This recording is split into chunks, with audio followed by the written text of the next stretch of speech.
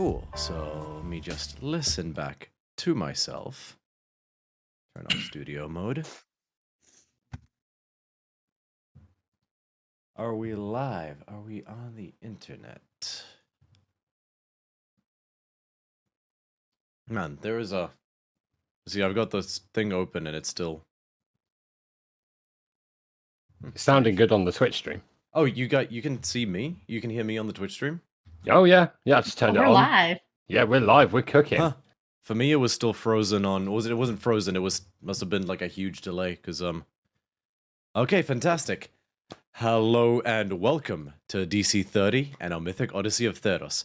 D&D with an ancient Greek twist. I am your Dungeon Master, Romeo, and I am joined as ever by my lovely players, Ali, Tamara, the Lady of the Hour, Rebecca, Sammy, Virla, welcome back. Your favorite speedy cleric, your favorite zoomy cleric is with us once more, and your favorite kitty cat will be with us hopefully soon. She's just slightly delayed, but shouldn't be too much longer, we hope.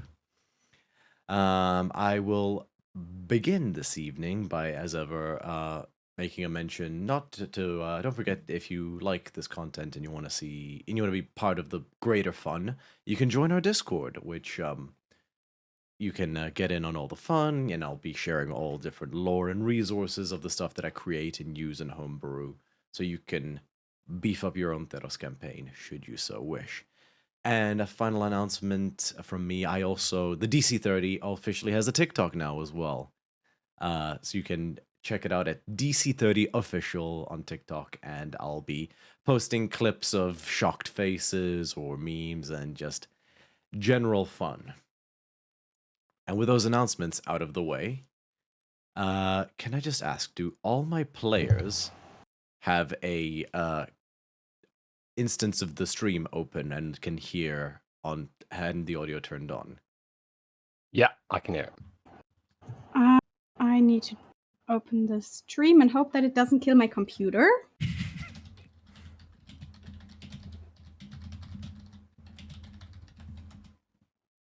Okay.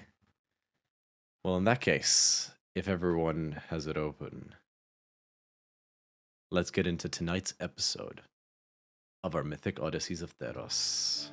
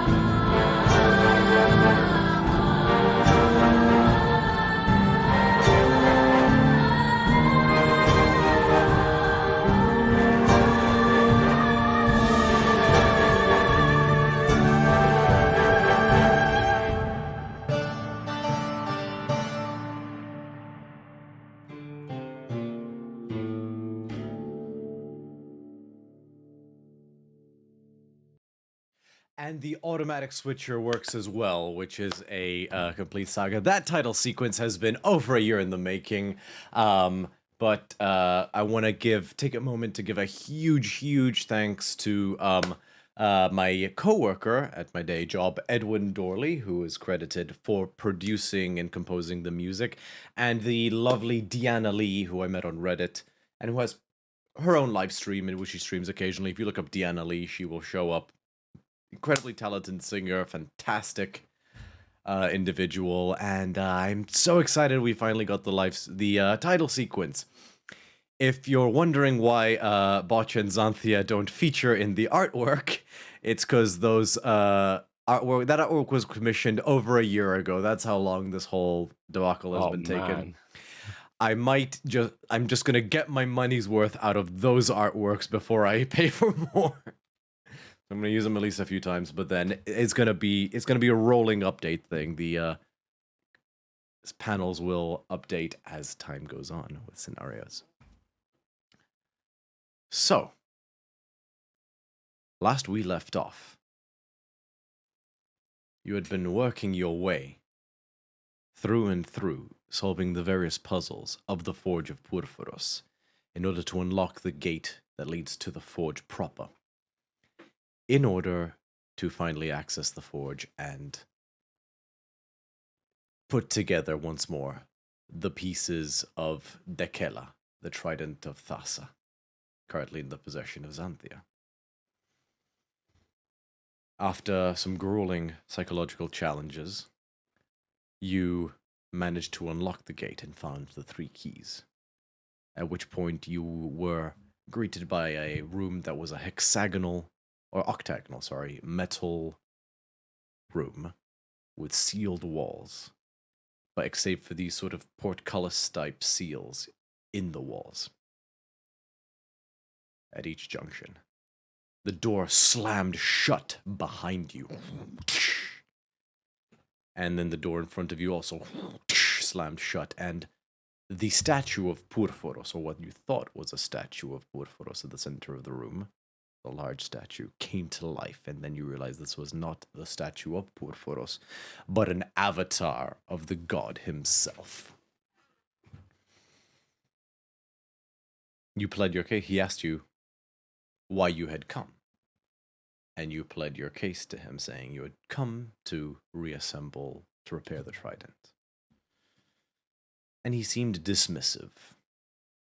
He echoed words that he had whispered to you, Xanthia, in a dream. You cannot fix what is broken.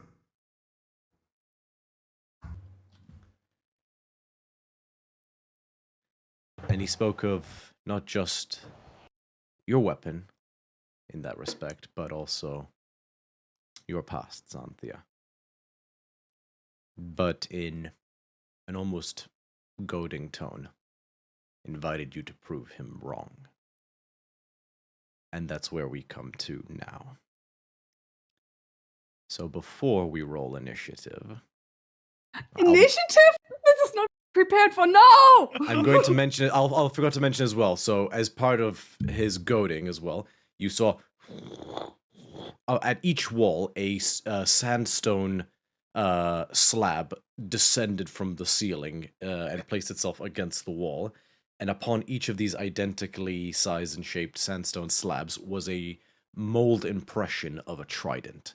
8 in total, 1 for each of the walls. And just before we roll initiative, what you see is these brass seals adjacent to the sandstone slabs on each wall, 3 of them open, revealing a roaring inferno beyond. And these jets of flames fire into the room, which begin to take shape, and all of a sudden 3 fire elementals are flanking Purphoros. Now, if I could ask that everyone roll for initiative. God damn it. So I'm just gonna Man, I had a quickly- whole speech prepared and everything. I'm gonna use my new tiny dice. You can give your speech if you want. No, it's fine. It's fine.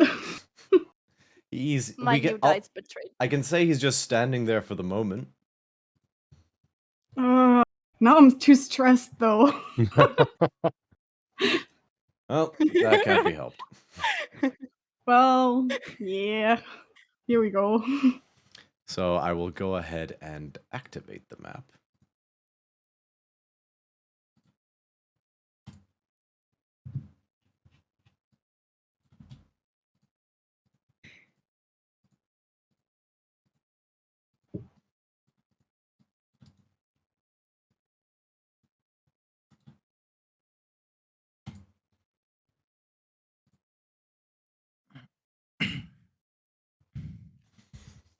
Two seconds, please.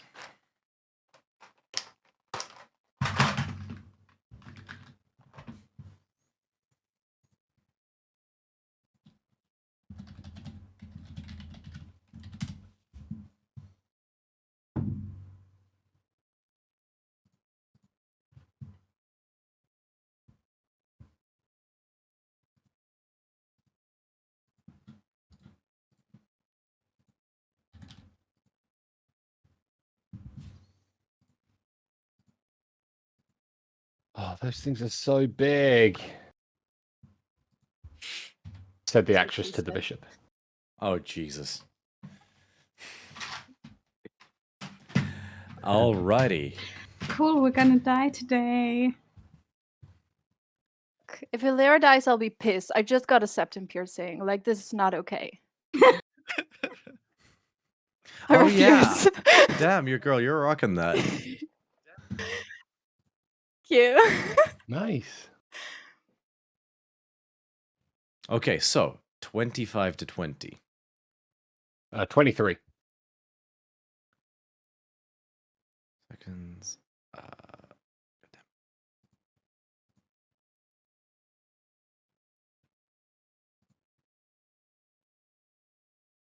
Who's doing Amalia? Would someone mind, as in, can I get a volunteer? I feel like I deserve a free pass. Okay. Oh, Sammy, could I get you to do Amalia? Okay. Thank you. 20 to... Oh, I almost forgot to roll for Doxos, sorry. Collections, my characters. That is a d12.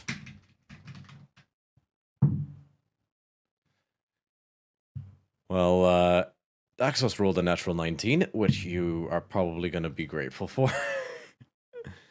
It's for a total of 21. Okay. Violet's coming, so she'll be here in a second. 20 to 15. 18 for Delisa. 15 for Xanthia.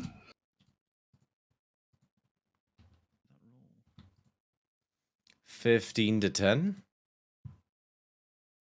15 for Oh, I Xanthia. rolled an Yep. 11. I rolled a 3. Okie dokie. Bithynia, what'd you roll? I rolled a 12. Oh, okay.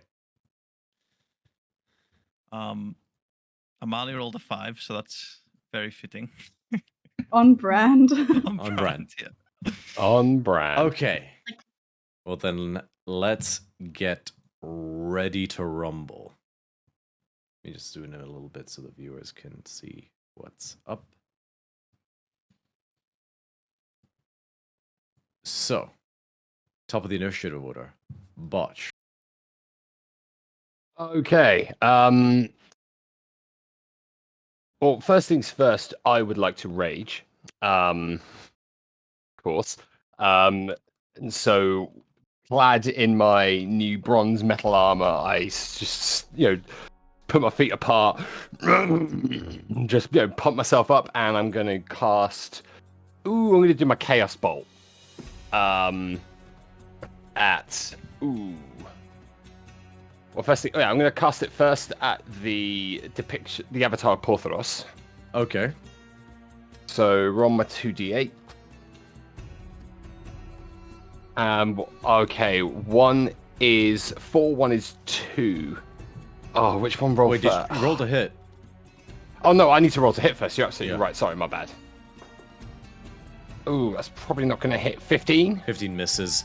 Yeah, It just 15 misses. dissipates against his chest. And it's at this point you notice, so he had the appearance of a bronze statue, but you do see elements of sort of organicness underneath the sort of the looks like he's got dripping bronze coming off of his head. If you've seen depictions of Porphyros as part of the Theros artwork, you'll sort of know a bit about what you're looking at. Theros, Porphyros.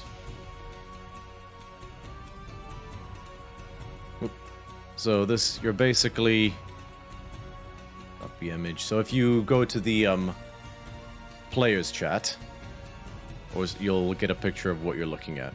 Players board, sorry.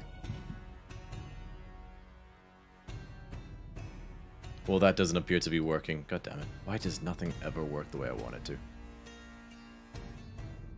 Dude, you got a title sequence to work. Give yourself a break today. Yes, there we go. That one worked. I think it was just the wrong kind of JPEG or whatever. So yeah, on the players board, you'll see what Photos kind of looks like and what you're looking at, and which you also see in the avatar picture. Okie dokie. Yeah, unfortunately, it just dissipates against his chest. Right. In that case, I'm going to gonna draw my bone axe of spite, and I'm gonna just dash forward and then just take a big swing at this guy. Reckless attack. Okay, go ahead and make an attack roll. Reckless with advantage. Oh, natural 20. Okie dokie. Oh, that feels good. Okay. So that's going to be my first d12. Oh, nice. So that's going to be 11 doubled plus 10. So that's 32 points of slashing damage on the first strike. You bring your axe with your full might down, and you look up. You see a tiny scratch on his chest. Awesome. 1 point of order as well. Sorry, that was just my normal roll. This is the brutal critical dice roll, plus an additional 8. So 14 total for the first strike. Copy that. Nice. Okay. Next attack is because I attacked recklessly in one of my attack phases. Does that mean I get both attacks reckless or just one? You can choose to do as many attacks reckless as you like, but no matter how many you do, even one will mean that the advantage... everyone's now got advantage of it, so I might as well make this next one with Correct, advantage yes. as well. Yeah, okay, so I wanted to make sure that was But your it's not rule, like if yes, you fair reckless enough. attacked one, another natural 20? Yeah, I rolled a 19 and a No 20. way.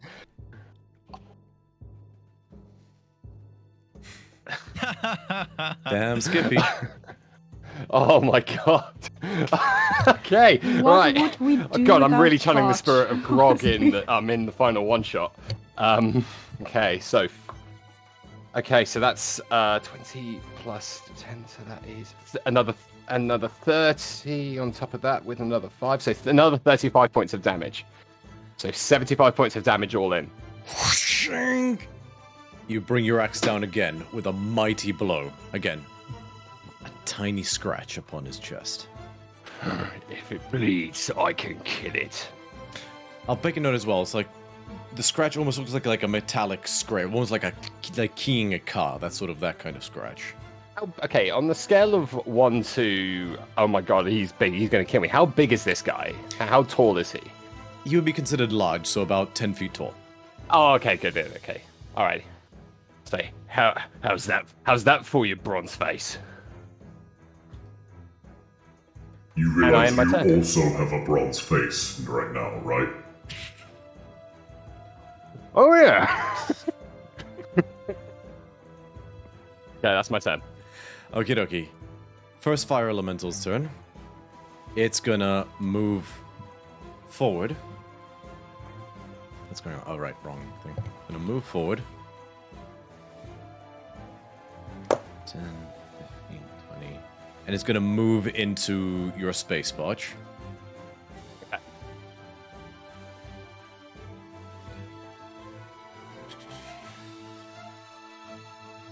And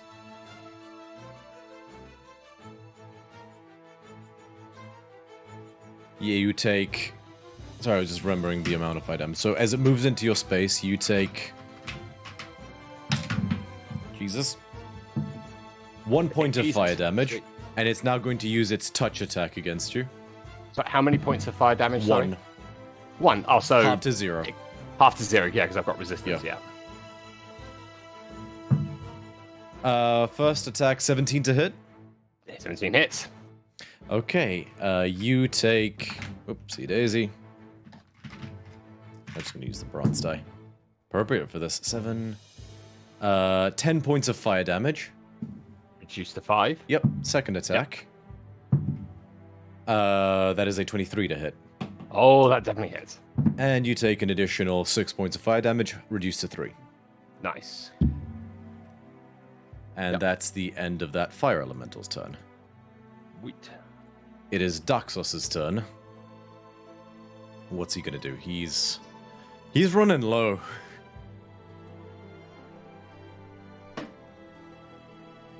Spells. What spells does he have?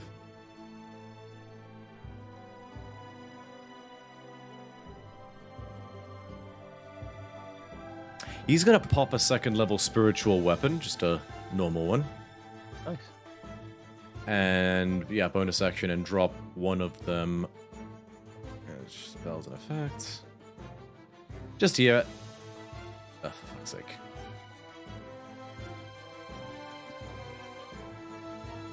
Yeah, I'm just gonna leave it as that because I don't have time to find the source file for it. And it's gonna do a bonus action attack with it, and okay, that's a 7, but with his plus 10 spell attack hits the fire elemental, and it takes a d8 radiant damage plus 5. So I rolled an 8, so he takes 13 points of radiant damage. Wait.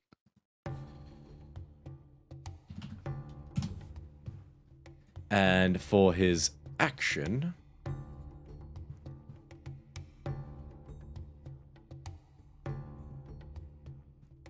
doesn't have. He's not gonna blow a sorcery point to transmute a cantrip, so he's going to. He's gonna try and take a swing with his hammer of edification, his like sort of pole hammer staff. Natural 17 for a total of 17, which hits the fire elemental, I believe. Yes. So fire elemental takes 5 points of bludgeon damage.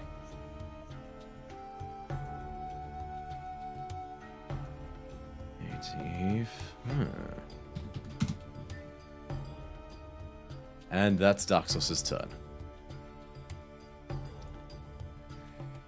On initiative count 20.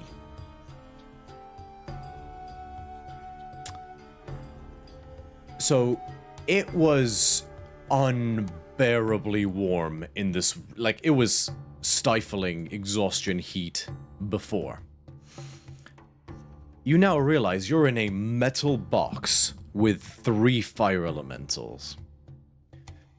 And they are rapidly heating up. Their sheer presence is rapidly heating this room up automatically. So the temperature of this room is going to increase.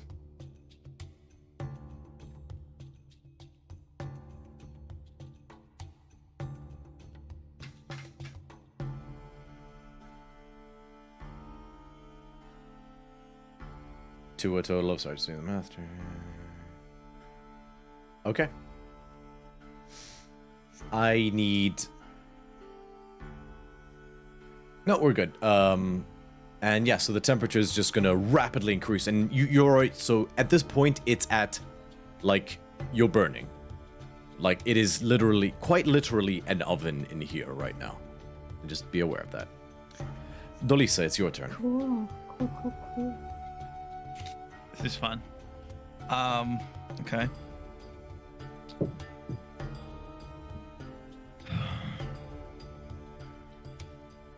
We didn't want to fight, but if it's a fight you want, we will show you our strength.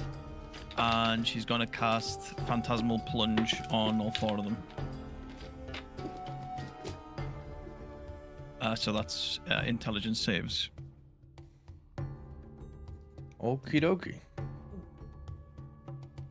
You double check one quick thing on Phantasmal Plunge for me, please. Just double check if there's a minimum intelligence requirement for the spell to have an effect. No, doesn't say. Cool. Intelligence saves from all of them, yeah? Yep. So the one right in front of you rolled in a total of 3. An 11 for the one to the right, and a 2 for the one to the left. The Avatar of Porphyros should have to make one as well. It has no effect on the Avatar of Porphyros. Can I roll to see why? Make a religion check. No, I rolled a 7. Okay. So basically the three fire elementals have this same vision as the constructs in the earlier room had before, and they find themselves falling into the underworld. So they take 5d10 psychic damage each. Roll 5. Like I rolled really bad. 5 10s. 21 points of psychic damage each, and Nice. they are They are all now prone and can't take reactions until the end of my next turn. I That was pretty 63 points of damage. so they because of their sort of mutable form, I'm pretty sure they're immune to prone. Yeah, they're immune to prone, but everything else applies. Okay. Right, that's my level 5. So what was the other thing? So they're prone and what? I can't take reactions till the end of my next turn. Copy that. And you got the damage, yeah? Yeah, 21, right? Yep. Cool. And second. Yeah, go ahead.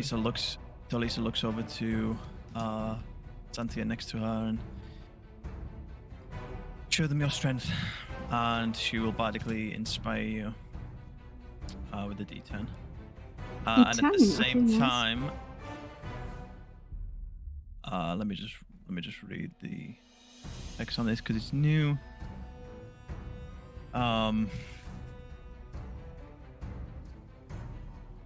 Okay, I will make the avatar of Porphyros, if I can, make a charisma saving throw.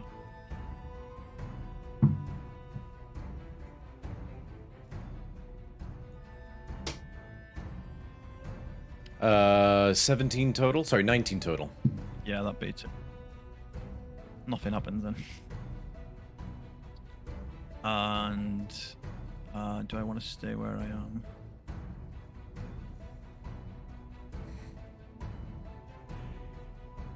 No, I'm gonna move. I'm gonna move here. No, that's my goal. Copy that.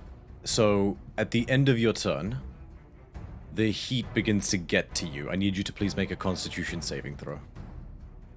Add a +4. 12. Succeeds.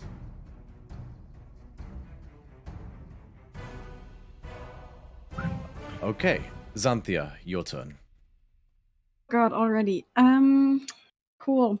I'm gonna attack the fire elemental that is right in front of me. Okay, go for it. Wow, starting out real bad with a 13 to hit. You are bardically inspired if you want to use it. Oh yeah, let's do that right away. 21 to hit. 21 does hit. Cool. So that would be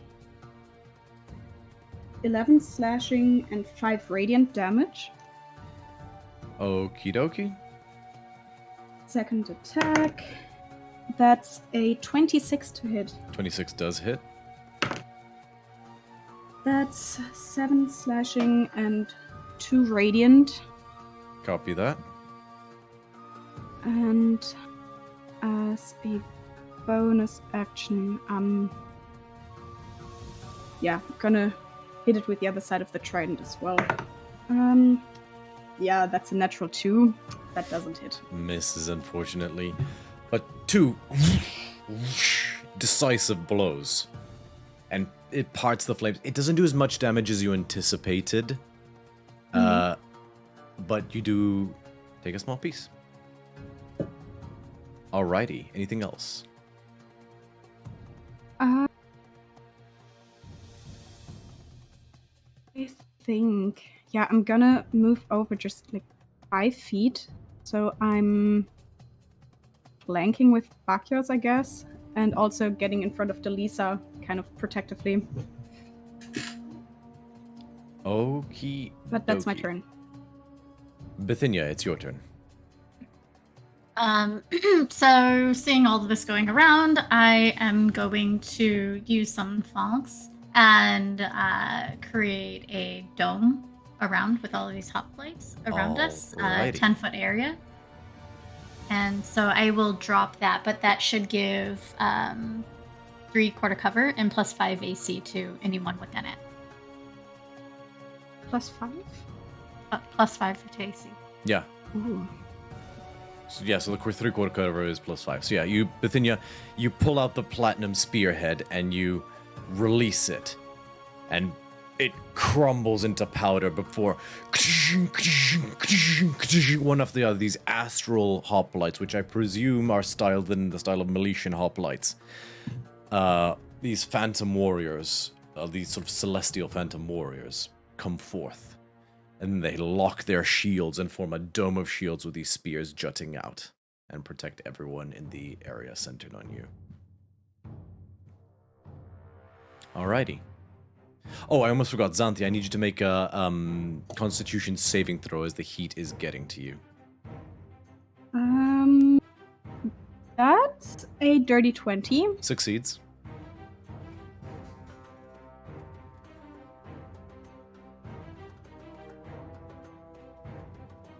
Okie dokie. Bithynia, the same, unless there's something you'd like to do with your bonus action? With my bonus action, I think I'm just going to take a step back. That'll be it for me. Okie dokie. At the end of your turn, I need you to please make a Constitution saving throw.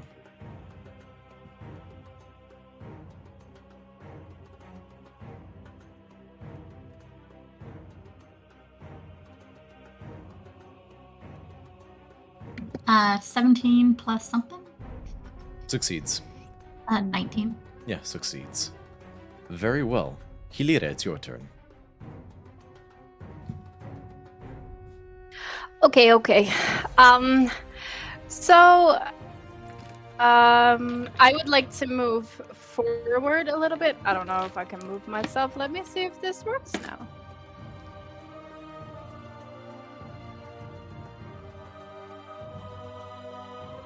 Well, I cannot move myself. That's fun. So I'm just gonna move forward and okay. I'm gonna do something a little bit stupid. I'm gonna take out my trusty old whirlpool, like behind Daxos. Okay. Yes, because then I should be 5, 10. Yes, and I'm gonna grab my whirlpool dart. I'm just gonna chuck it, Perforos, and water's gonna come out. To hopefully cool the room down. Ooh. Okay. Remind me of the effect it has. How big is the effect, sorry? Like, how big is the radius? 15 feet radius and 10 feet high. Centered on feet. Perforos. Okie dokie. Let me just create that real quick. Change its color. So it should get everyone. Yeah. Everyone within it needs to make a strength saving throw. Can't speak today. Cool. Yeah, Purforos succeeds. Daxos is going to make a strength saving throw. Daxos fails the strength saving throw. Even +4 from Xanthia. He rolled a 5. What is the DC, Hilira? Oh. 13. So he is. So that would be 15 feet towards center.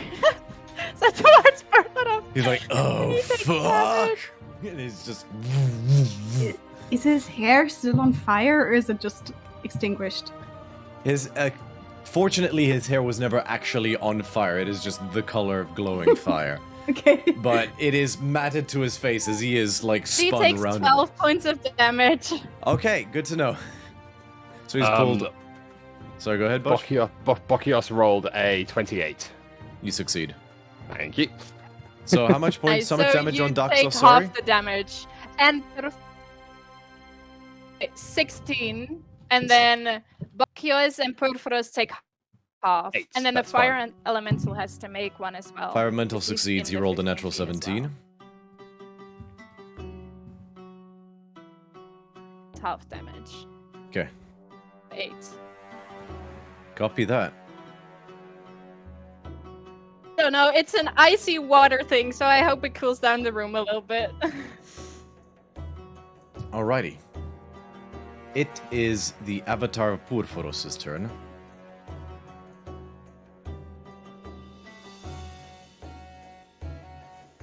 What's he gonna do?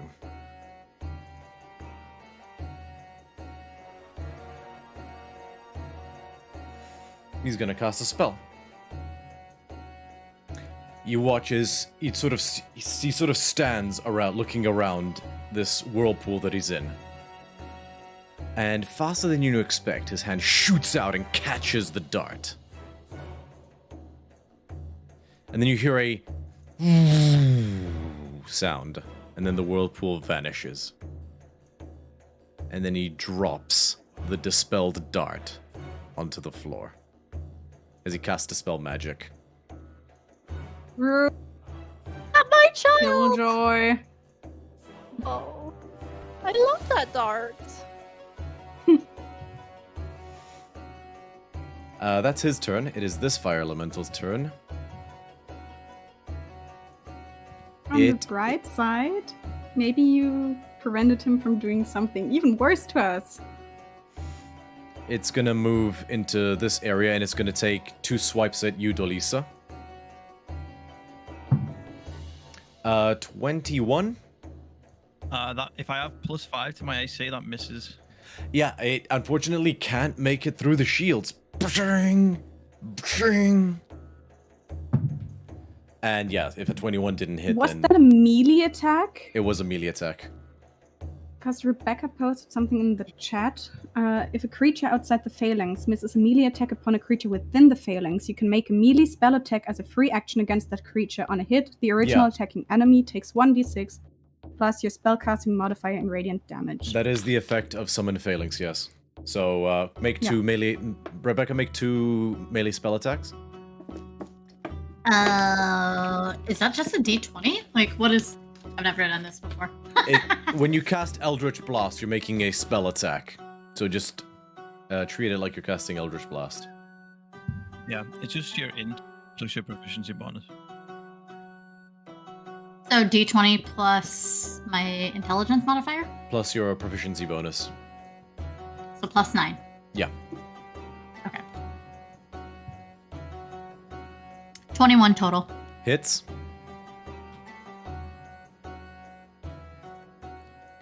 And do you want me to do the Eldritch Blast again for damage? Or is that the damage? It's a D8 radiant damage, I believe. Or it's a D6 radiant damage, I believe. D6 plus your spellcasting mod. Yeah. So my D6 +9. Yeah. +5? Plus what? +5, +5. Just want to make sure that I have it. I have a lot of modifiers. 7 damage. Copy that.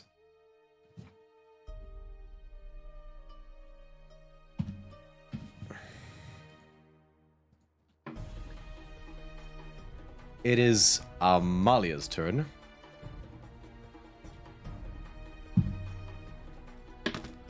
Okay. Alright, let me... I've been trying to learn this as we go. It's only a fighter, so it can't be that hard. Oh, I want to kind of do something that I've never seen Amalia do.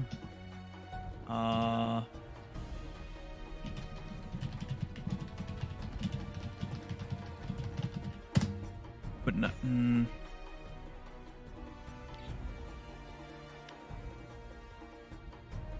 No, okay, she wouldn't do that, so I won't do it. Okay, so I think I can manifest Echo, but I might want to move first. Let me just check the distance on this. Oh no, that's fine. She's gonna manifest her Echo in this space in front of the left-hand side fire elemental. Copy Romeo, that. that's okay. And then if I'm reading this right, the Echo, when Amalia makes an attack, she can make the attack as if the Echo is making the attack. Yeah, that's something she does regularly. Yep. She's gonna attack with the Giant Ambusher. So what is this, +9?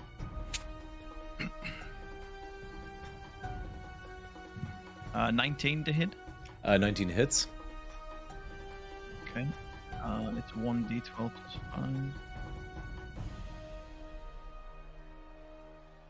+5. 8 points of whatever that is.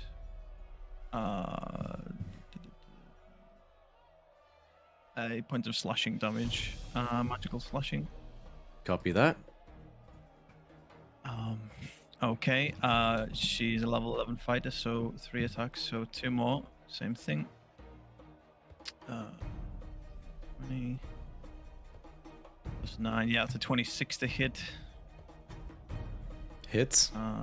This does another d12. Oh, I rolled a 1. That's fun. So 6 points of damage on the second attack. Third attack.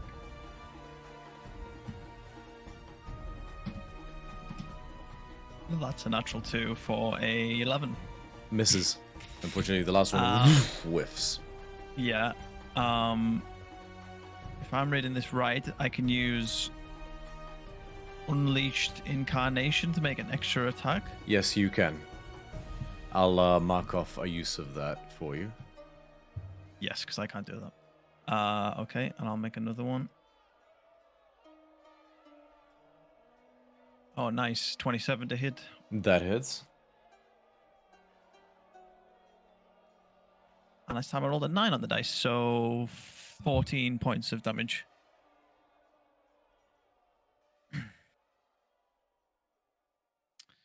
And yeah, just stay where she's at, I think. That was bonus action, all the actions, yeah. Super. At the end of her turn, I will need her to make a Constitution saving throw. You got it. So she is +8 to this. +4. +4 as well. Oh yeah, that's like Yeah, it's fine. She 20, succeeds. 28. Yeah, she succeeds. Botch, your turn.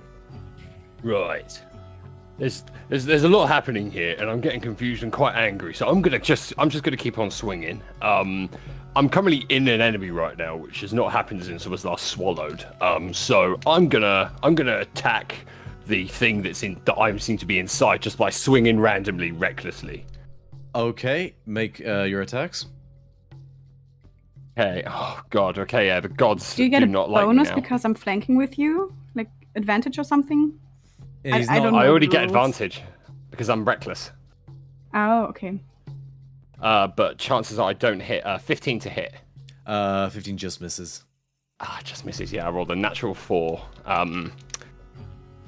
Okay. Next attack. Oh my God! That's another natural 20 Wow. Jesus. against the fire elemental that I'm in. Okay. So that's going to be my D12. That doubled. So that's 28 plus another 10. So 38 points of slashing damage against the fire elemental. Copy that. It's Okay. looking really rough.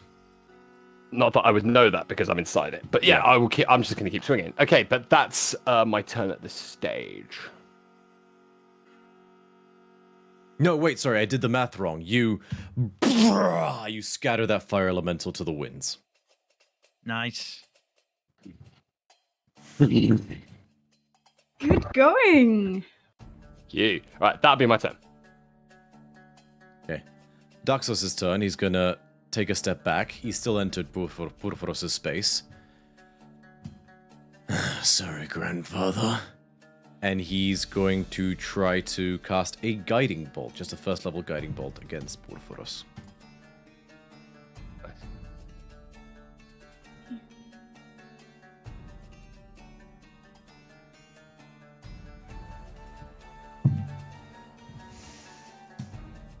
Swing and a miss. He just misses, and Purphoros literally just swats the guiding bolt aside, and it goes wide.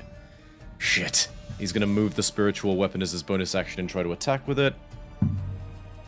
And that also misses, unfortunately. It just harmlessly bounces off the armor.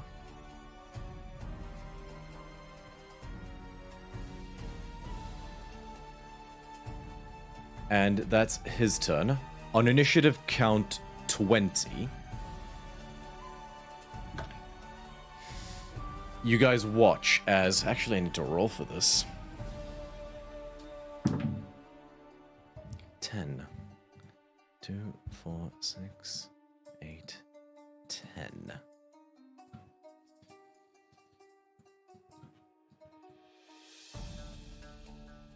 Nobody, fortunately, is caught in the line of fire as the seal in the top right corner opens up to the roaring inferno again. A line of fire shoots out in arc over here, barely missing all of you in the phalanx, but producing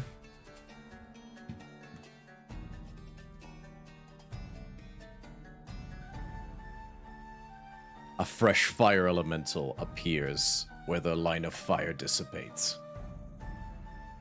Ooh. And the temperature in the room increases again. For fuck's sake. Just got rid of you.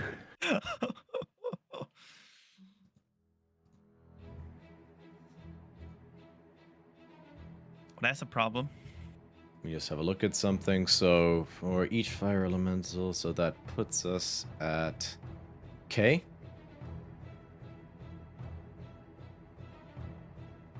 Okay. Easy enough. Next up, it is Delisa.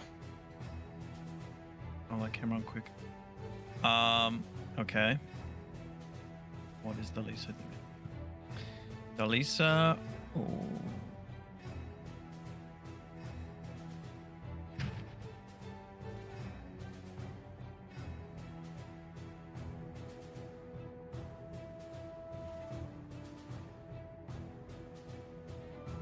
Yeah.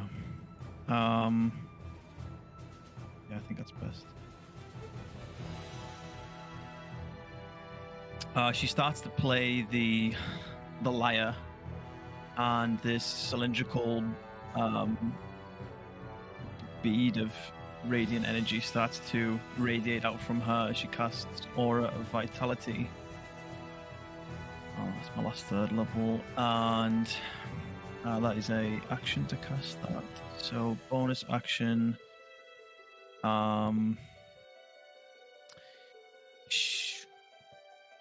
She will continue to.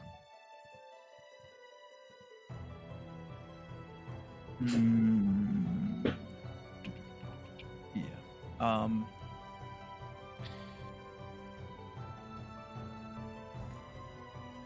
She would look at Xanthia again and say, "Show them what the power of the steed can do," and inspire her again. And at the same time, she will force Theros to make a charisma saving throw. Natural 1. Okay, he is venerated. Is that the right word? No. Innovated. Innovated. Okay, good to know. Okie dokie, is that your turn? You don't want to move. No, I'm gonna. This one. Okay, so so this one was Phantasmal Plunge last turn. So that last. Oh, hey, welcome, babe. Sorry, I just realized you're here. Oh, as well. So it can't take reactions. So I am gonna move in one square. Okie dokie. As you do that, Purphoros just says to the lot of you, Pathetic. You cannot fix what is broken. and that will be the end of what he does. Now, at the end of your turn, Delisa, I have to ask something. Are you wearing metal armor? Yeah, I've got a breastplate on. As the temperature in this room approaches 350 degrees, your armor begins to glow red hot. I need you to please make a Constitution saving throw. It's got to the Draper point. Bloody hell. 21. You succeed. I'll also need you to make a separate Constitution saving throw for the heat itself. Fuck me. Yes, even better. 23. Succeeds. Next up, Xanthia. We're in the end game now. Not this again. Cool. I don't know if I should try something stupid. Try something stupid.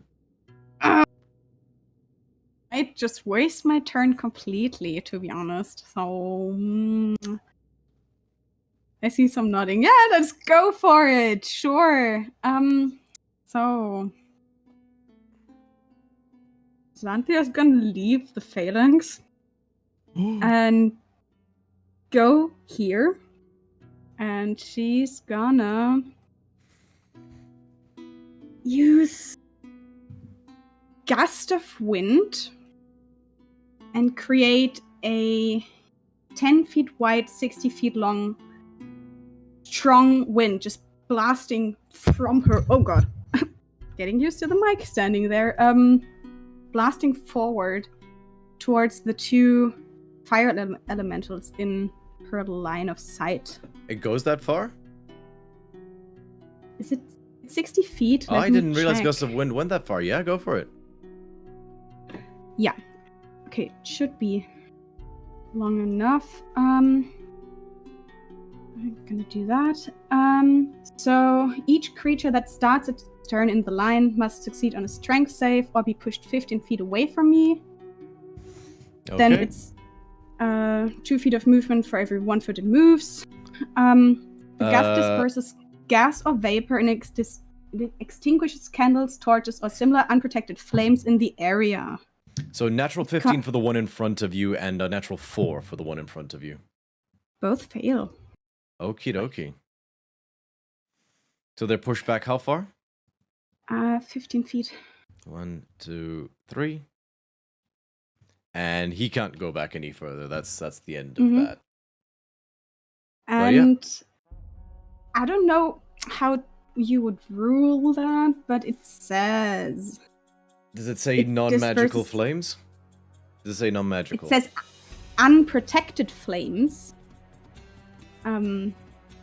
And it says it causes protected flames such as those of lanterns to dance wildly and has a 50% chance of extinguishing them. I would say that it wouldn't have any effect in this instance purely because these are like bale fires, like they're like full on like festival pyres. So technically that wind would make them bigger, but I'm gonna say that it just has no effect. Yep, cool. Because like I don't know if you've ever been to like a beach festival where they have these massive flames and then the wind just makes them roar high. So I'm gonna say it doesn't blow them out, unfortunately, due to their size. That's cool though. Best idea. But they That are was hampered. That's something. Bonus action. And yeah, I think that was it. Okie dokie. At the end of your turn, your armor begins to glow red hot. Mm-hmm. Do you not move back in? Oh, no, then because the gust would move with me, I think. Oh, is it a permanent thing? Oh, okay. I need you to make a Constitution saving throw as your armor and your trident Natural begin 20. to glow red hot. Cool. Separate Natural 20. Constitution saving throw for the heat. That's another dirty 20. Succeeds. Cool. And that's it. Bithynia, it's your turn. I'd like to do. While I'm in here, can I Eldritch Blast this one that's to the right, that's next to box? Yes, you can. Does it 18 hit? An 18 does hit. And 19. Both hit. Oh, and then this one was a 27. So then I'll roll my damage on here instead of getting 1d10 plus 4. Yep.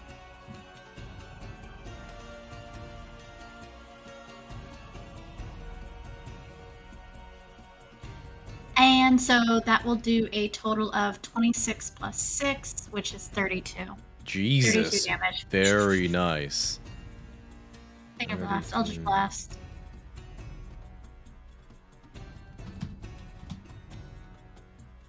Oop, I did that wrong.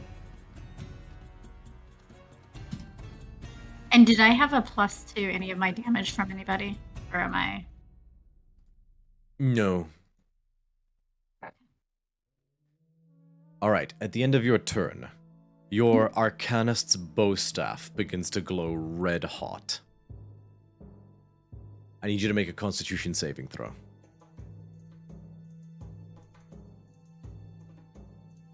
$19 total? Succeeds. And I need you to make a separate Constitution saving throw for the heat of the room itself.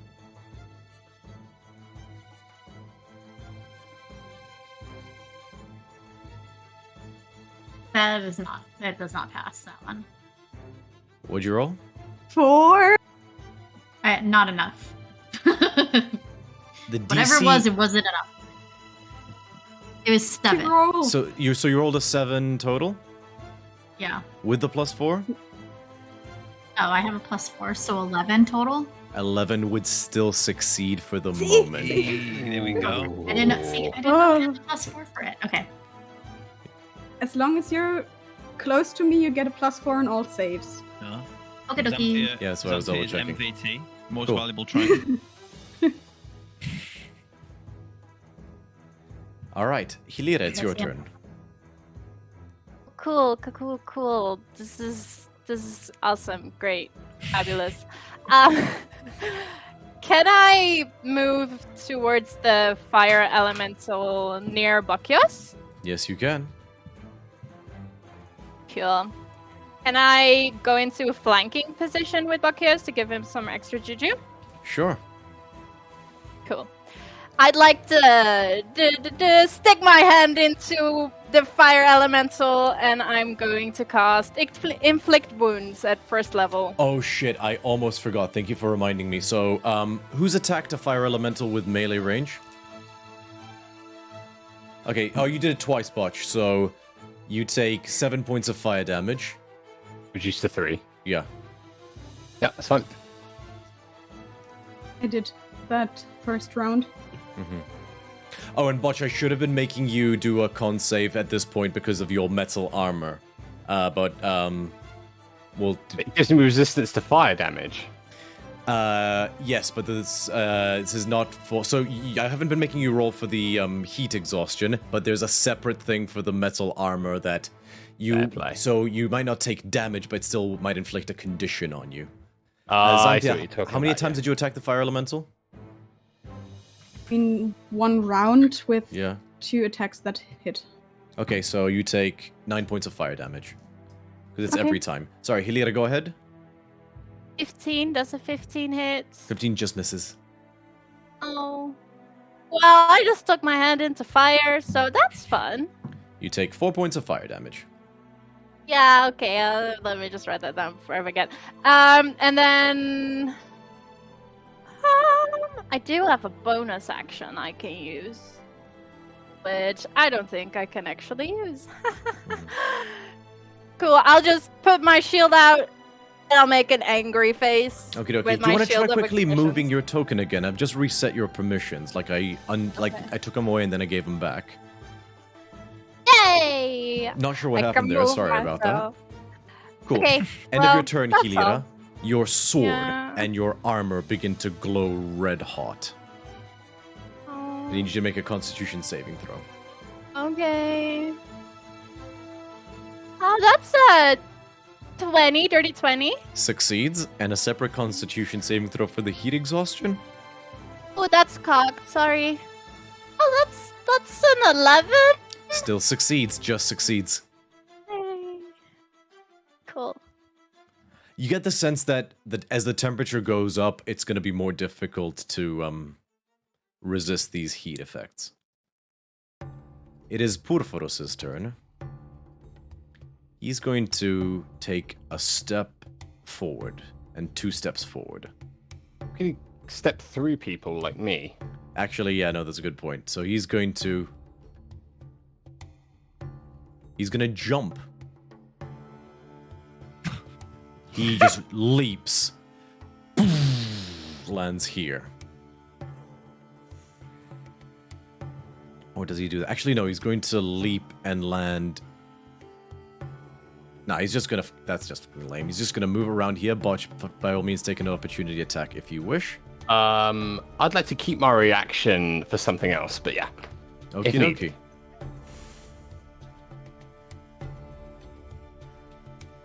Yep, he's going to.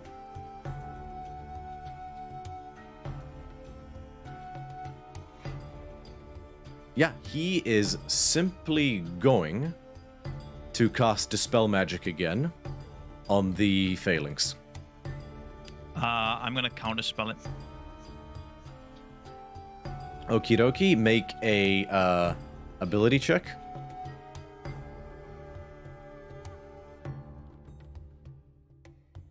Is the spell magic not a third level spell, and so is counterspell? So He's not doesn't need casting to? it at 3rd level. Oh, okay. That'll do it then.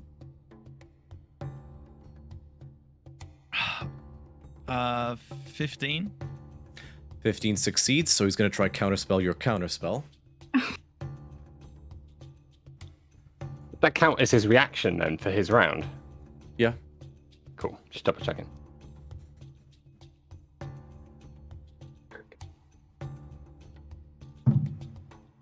$22. Dolisa, Yeah. 22. Yeah, So unfortunately, you go to try and undo his his dispel magic, and it doesn't. But he just raises a hand and lazily bats your counterspell aside. And he's going to attempt to dispel magic on your. He's casting it at 4th level, which is still not going to be enough, so he's going to need to roll for it. It's a 5th level spell, right, Bithynia?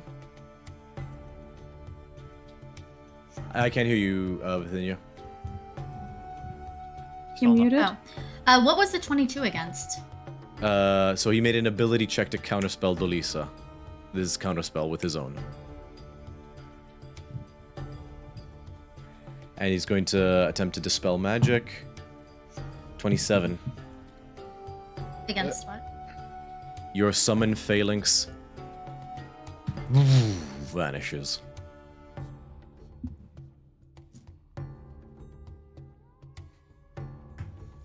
Rude. You try. You tell me you can fix what is broken, yet you cower and hide? Locks eyes with you, Amalia. Face me, cowards. I didn't Or cast that learn spell. my lesson. Okie dokie. First fire elemental's turn. It's going to make just 2 attacks against you, Botch. Did you reckless the first time? I certainly did. Okay. Eesh. Okay, no, actually, 21? 21 hits. Roll the damage. Second. Oh, bitch.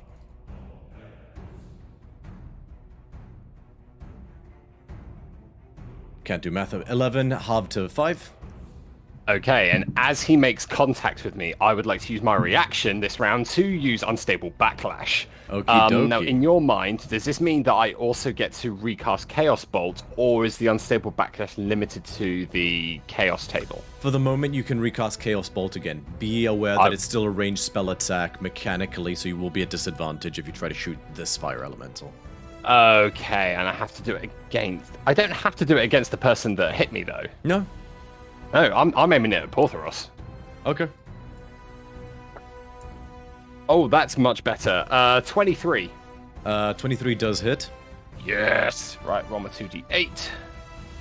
Come on, let's have both on cold damage. What's cold damage? Let me get Chaos Bolt up. Chaos Bolt. Oh, come on, I really... Now, if ever, is the time to roll 2 2s. So, number 1... 6 poison damage and 4 force damage. Okay. So Copy I that. do so I do 10 points of poison damage and He is immune to poison. oh, fuck's sake. And He's a god. yeah, and 6 points of force damage. Copy that. Just a rule in question, Romeo. The spell that Bithynia used says anything on the other side is lightly obscured by the astral warriors forming the phalanx. Does that mean he might not be? There's a chance he might not be able to see me casting counterspell for him to then counterspell me. Or roll at disadvantage because he's obscured. Unfortunately, not. You're assuming. Because if you're obscured, you're assuming he has normal sight. Okay, that's fine. Just thought I'd check.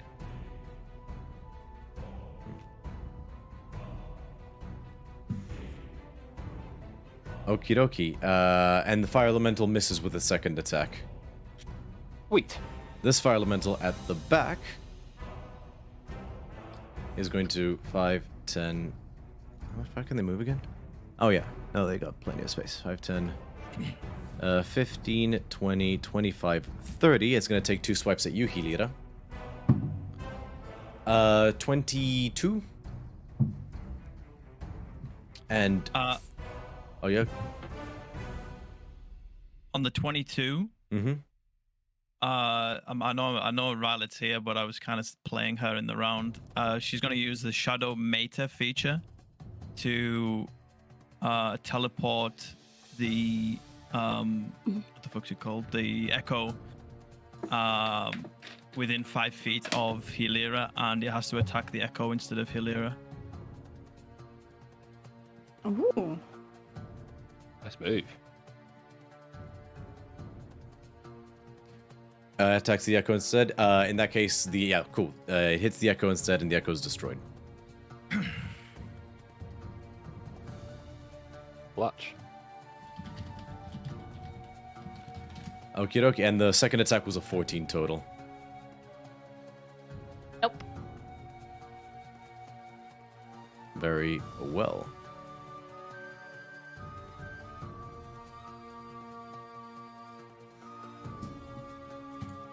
Amalia, it's your turn.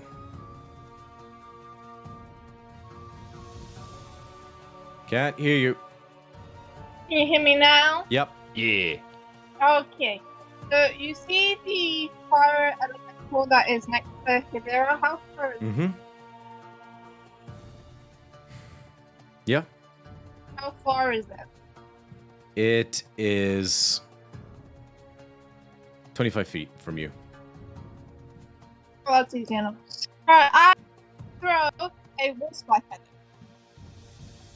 Okie dokie. Make an attack roll.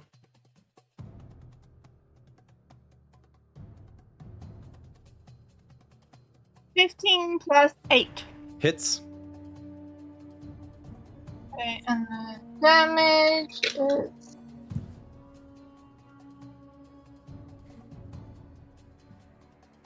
6 + 10. Okie dokie. Half to 5 because the war spike is technically a non-magical item. Okay, so you can't throw another weapon this turn, but you still have your melee attack. You could use that if you wanted to.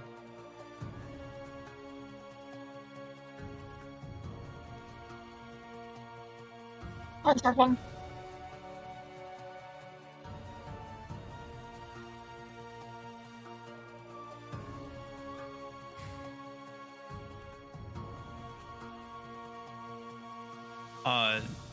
Violet, the only things I used for Amalia were one use of Unleashed Incarnation and one use of Manifest Echo, and then the only use of Shadow Mater.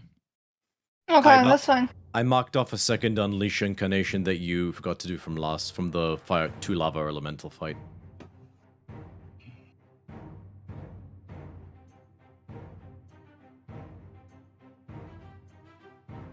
You see how you said I can't throw it? I can only do a melee attack, Yeah? so I can't throw anything, can I? Yes. Yes, I Correct. can, or yes, I can't. Correct, you can't throw anything. Well, can I produce an echo where Hadira is? Yes, you can. I will do that.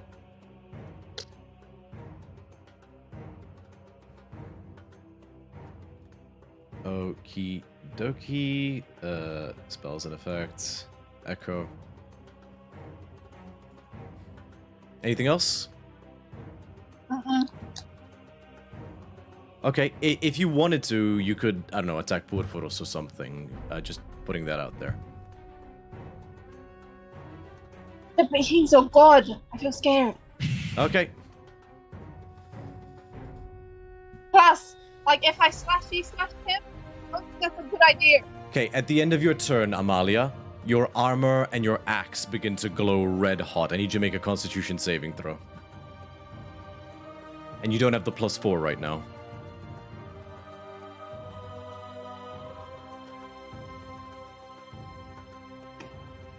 9. The heat begins to blister and burn your skin. You will have disadvantage on attack rolls, and let me just double check if that includes saving throws. I can't remember what I wrote. And ability checks until the start of your next turn. Okay. Second Constitution saving throw for the heat exhaustion.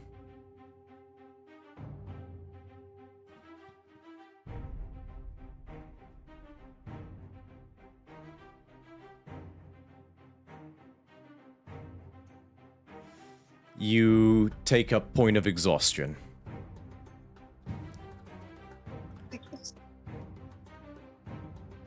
At the end of your turn, Porphyros is going to use all 3 of his legendary actions.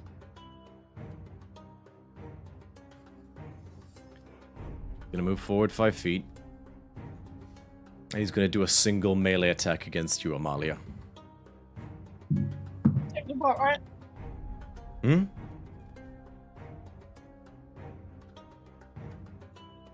Come.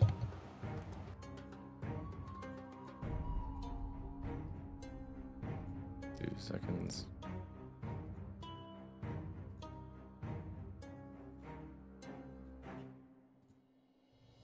Does a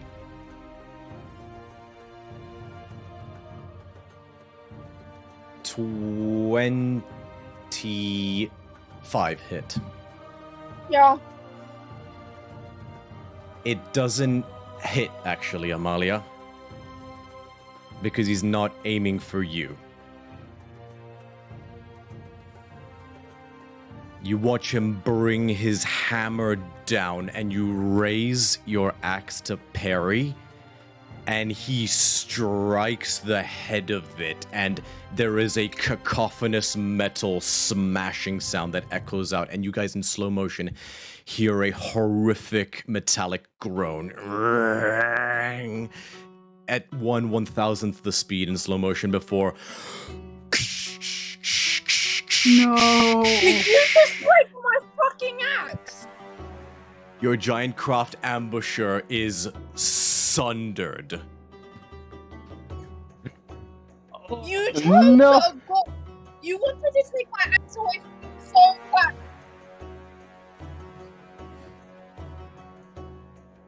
Out of life, I'm breaking up with you right now. It's a good thing she's not with him tonight. Oh my god! Romeo. I feel like that was worse than almost killing a player. Beating up. Oh, I'm actually physically gonna kill you. Can we live stream this? oh. Watch, it's your turn. On seeing all of this, I would like to turn my back on the fire elemental. I would like to run and take a flying leap, and I would like to try and bring my axe as high as I can into his face. Okay, go ahead and make an attack roll. So, for the purposes of this, I'd like to sort of take a running leap so that I sort of jump and then land here, striking him in the face as I go past. Is that okay? Yeah. Alright, this is absolutely a reckless attack. That's going to be... Ooh, nice. Actually, question, has Porphyros damaged me yet? He hasn't. He has not. Okay, so that's only a 28 to hit. Would have been a 29 otherwise. 28 hits. Yeah, it hits. Nice. Okay. Okay, so that's going to be one of them. That plus that's... so that's going to be 16 points of slashing damage. Yeah, okay. Good to know. As I slash him in the face, I'd like to backhand him. I want to bring my axe between his leg, hit him as I can crotch. As I say so.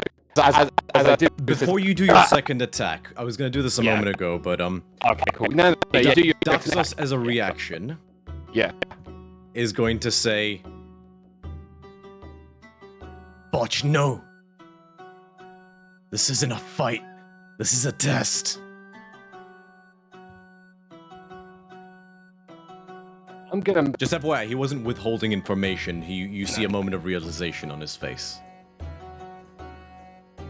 He seems to be eyeing the walls. Okay.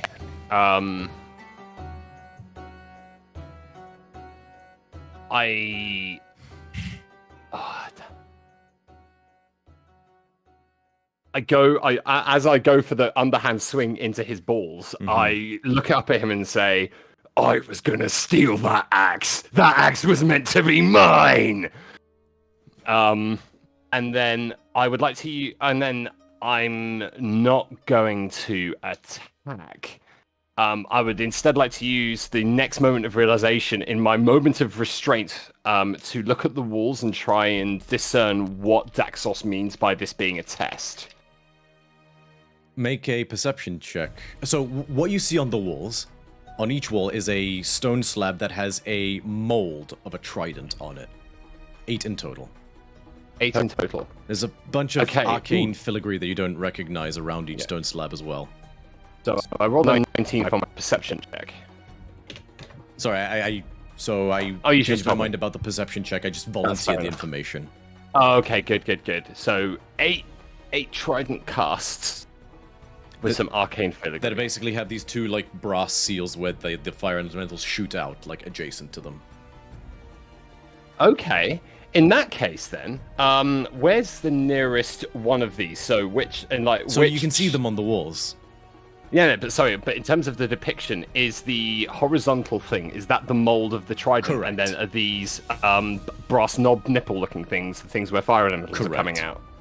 Okay, instead of going for an attack, I'd like to use another 10 feet of movement. That's 35 feet in total, and I want to slam my axe as hard as I can into this thing. Into the Don't break it. Into the brass nipple. Okay. To the nipple. I'm trying to break it, trying to see if I can stop these things from coming out. Okay, make an attack roll. Nice. That's going to be a 28 to hit. Hits. Roll damage. Good lord. 11 points of slashing damage on You this thing. sunder this thing and basically part it open, creating a permanent opening to the outside. Do I see anything through it? You see Roaring Inferno. Oh, crap. No, wrong one. Do not hit the brass nipples. But it is... sorry, is that your turn? That's my turn. Okay. Constitution saving throw. Yep. Oh, nice. That's going to be a 17. Succeeds. Cool. It is Daxos' turn. Now let me just double check something. Actually, sorry, at the end of your turn, Porphyros is going to use a single legendary action. And cast a cantrip. He's going to just cast Fire Bolt at Euxanthia. Mm-hmm. 20, modified 20 to hit? Sorry, no, 22. Nope. 22, sorry. I can't math. That hits, yeah. Is that with disadvantage? Does he have You would disadvantage? have this. Yeah, because Daxos and Amalia are within 5 feet of him. If you make a ranged attack with someone within 5 feet of you, you have to make it with disadvantage. Okay, so the second one was higher than the first one, so it's still a 22. Oh, sorry. You tried to help. take 12 points of fire damage, Xanthia, and he just repeats. You cannot fix what is broken.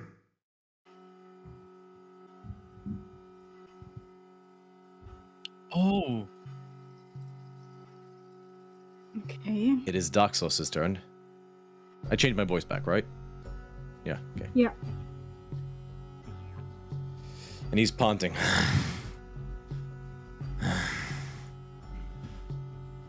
Xanthia, he's right. All this time I was too blind to see it. You can't fix what's broken, Do we need to make a new one? but we can build something new. Whether it's a weapon or a family. And he looks to everyone here. And he turns to you, to Bakios. Botch, the seal. Saved me the trouble. He's going to cast... Spells. Does he have any 5th level spell slots left? He doesn't. So he's running on empty. What's he going to do?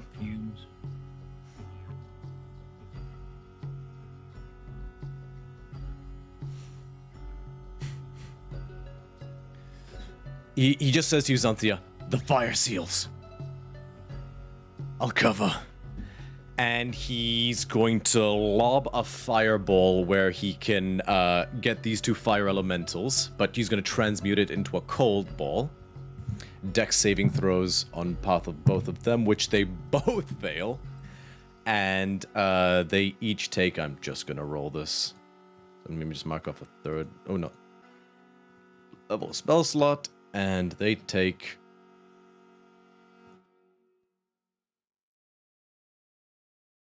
$33 points of cold damage. I rolled really high on that. Oh, This fire elemental gets Yeah, erased. And this one...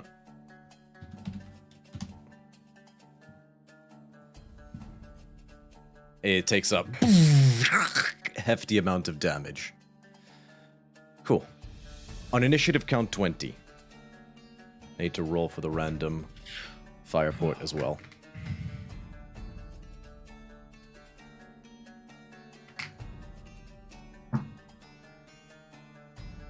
Seven. 2, 4, 6, 7. Just Daxos actually needs to make a dexterity saving throw. Which he succeeds. So he only takes 6 points of fire damage. But a new fire elemental is spawned. And initiative count 20 as well, the temperature now increases to almost 450 degrees. This fire elemental... are we talking Celsius or Fahrenheit, by the way? Either way, it's hot. Yeah. This one's gonna move up to you, Botch, and it's gonna make... Actually, no, it's gonna move up to Daxos and make 2 attacks. That would hit, but he casts... No, actually, no, that misses. And second attack would hit, but he's gonna basically, once again, bamf out his wings, and then whoosh, envelop himself, and boom, as a reaction, it strikes against it, and the fire elemental deals no damage.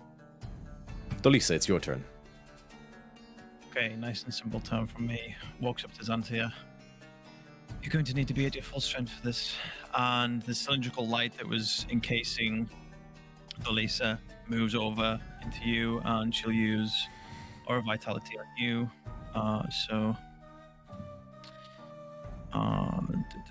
Where's that spell gone? Where is it? 2d6 plus 5.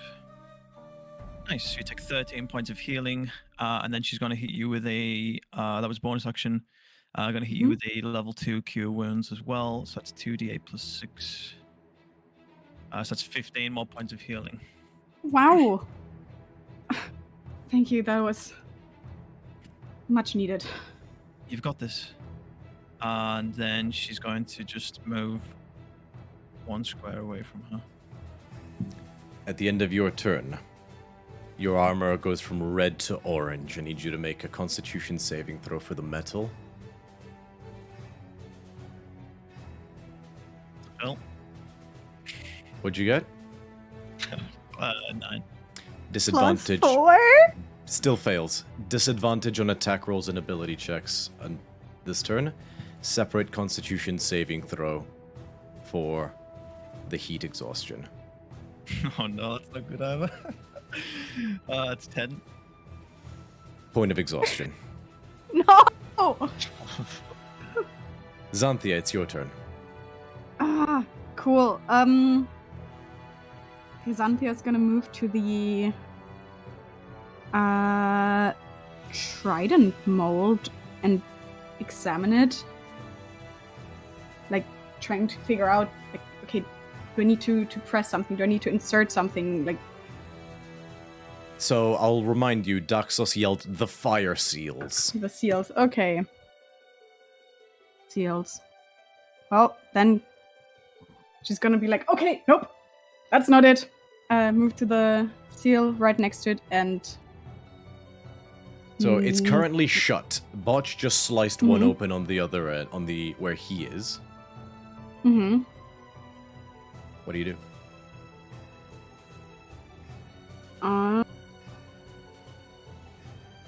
Anthea's also gonna hit it with her weapon. Make an attack roll.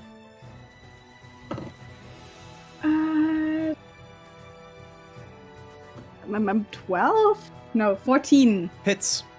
It's an inanimate Cool. object in the wall. It doesn't have much of a... That's 12 points of slashing and 6 points of radiant damage. Bang! You scour this thing and it parts, revealing the roaring inferno beyond. Cool. Can I, with my second attack, just hit that one right here? Sure. That's a 24 to hit. Bang! You make an opening in this one as well, and at this point, Daxos is going to yell, "The shards, Xanthia! The shards!" Oh. Okay, yeah, got it. She's gonna frantically reach into her bag and grab one of their shards, and she's gonna just throw it in there. You throw it in there. Yeah.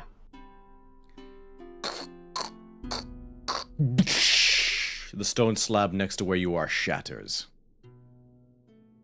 Oh. Okay, And Daxos will yell, "You're overthinking it, dump them all! This is the whole point, it's been overcomplicating it. This was the lesson." Okay. And she's gonna... Yeah, as you just dump reach into them her all bag. into the roaring inferno beyond, and they fall beyond your grasp.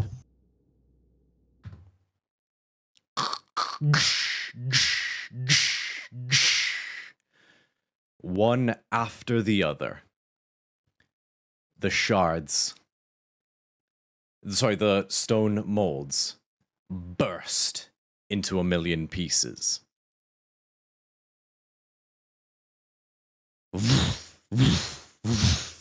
One after the other, the fire elementals vanish.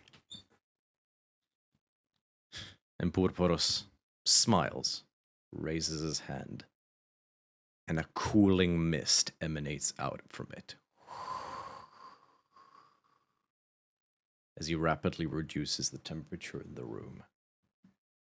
And combat is over. He smiles at you all. And the little plinth he was standing on before now raises in the center, and out of it, a crucible containing all the metal shards you just dumped into one neat consolidation. Now, you You understand. turns to Daxos.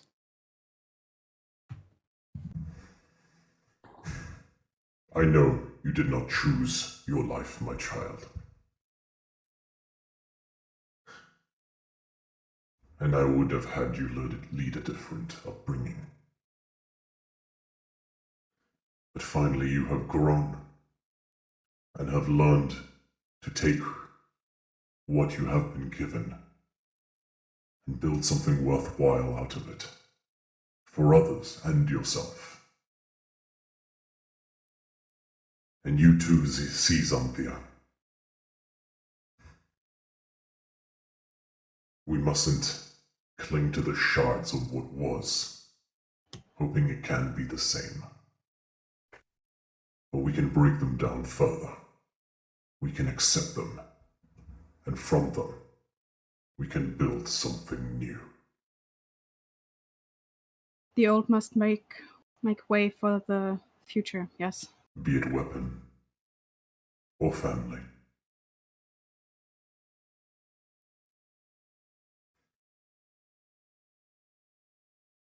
Amalia, The fuck do you want?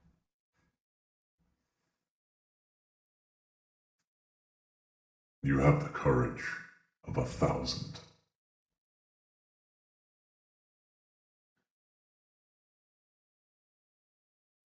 And you fight with a raging inferno.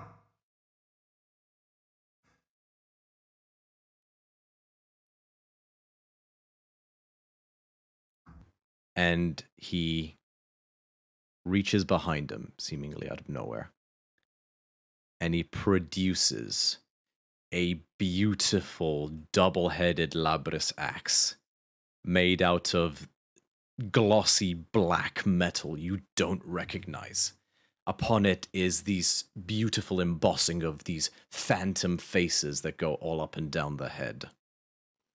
And the sort of wide black blades double round in and on themselves in sort of this enormous wide executioner's axe style arc.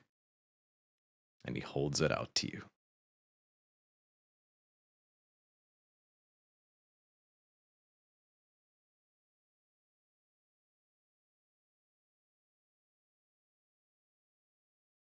Is this a trick? No trick.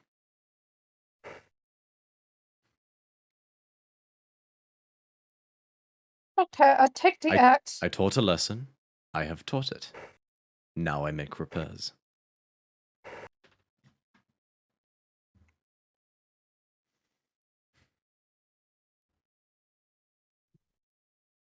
Don't trust him, but I'll take the axe. I forged that. From a single breath from Erebos's throat. Okay. Okay. Amalia, if you want to go on D&D Beyond, you can add Death's Toll to... What a name. Okay. Oh. What an item. Did you say death's toll as in TOLL? Correct. 1 second. You just double check it. It should be there. I don't see why it wouldn't be, but I just want to...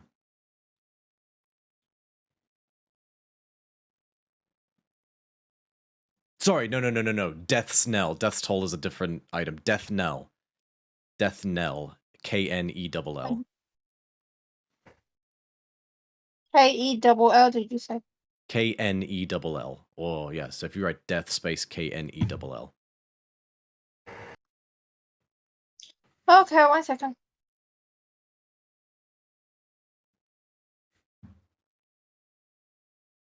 Whilst you're doing that, Purphoros looks at all of you.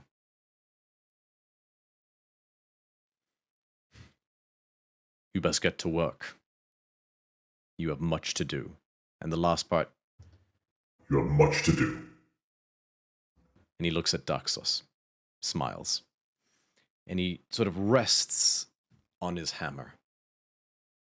So in, like, prices it like this. And then he begins to twinkle and sparkle as he sort of, almost like pixie dust, like vanishes into orange, like fiery starlight, leaving the hammer behind. And then the door slides up on the other side, revealing the forge that lays beyond. Oh, Amalia, did you find Death Knell?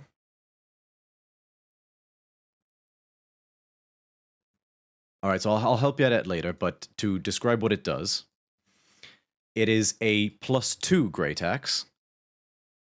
Oh.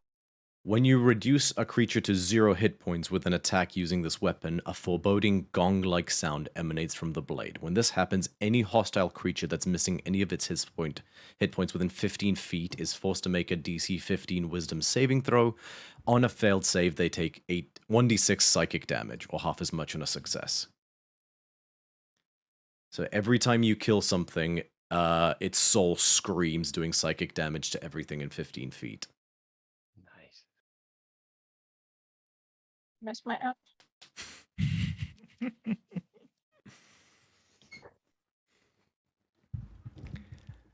Daxos tentatively stares at the hammer in front of him. Bithynia, you know this weapon, you read about it. It's called Akmon.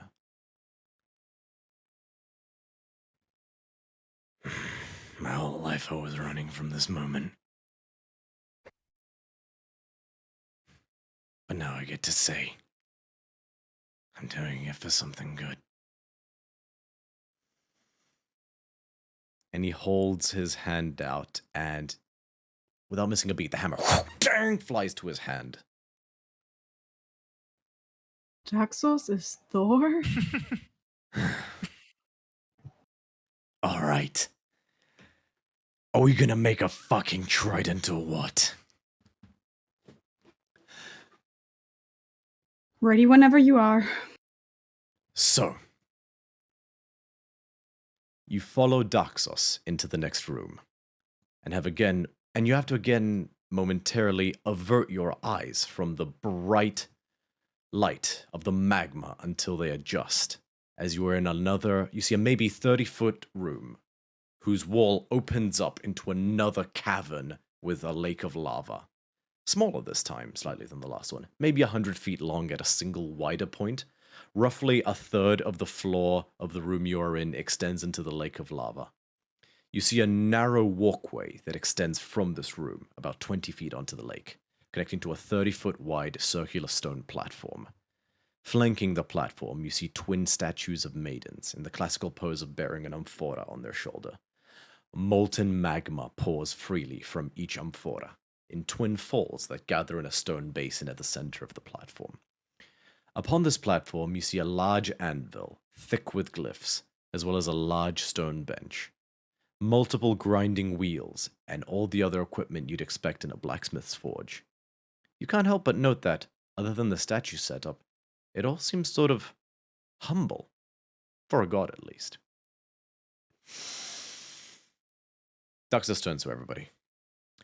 To craft anything of great power, never mind a piece of divinity, is a task ordinarily measured in months, if not years. However, I'm no ordinary smith, holding not just any hammer, in not just any forge.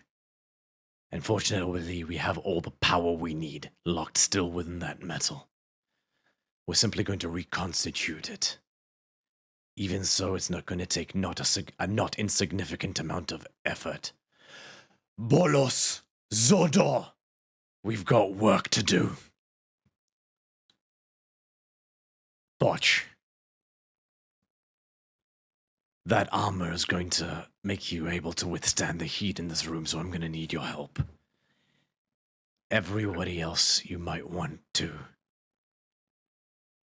stand in the other room at the very least. this room's going to approach temperatures like the other. So from your vantage point, you take a step back.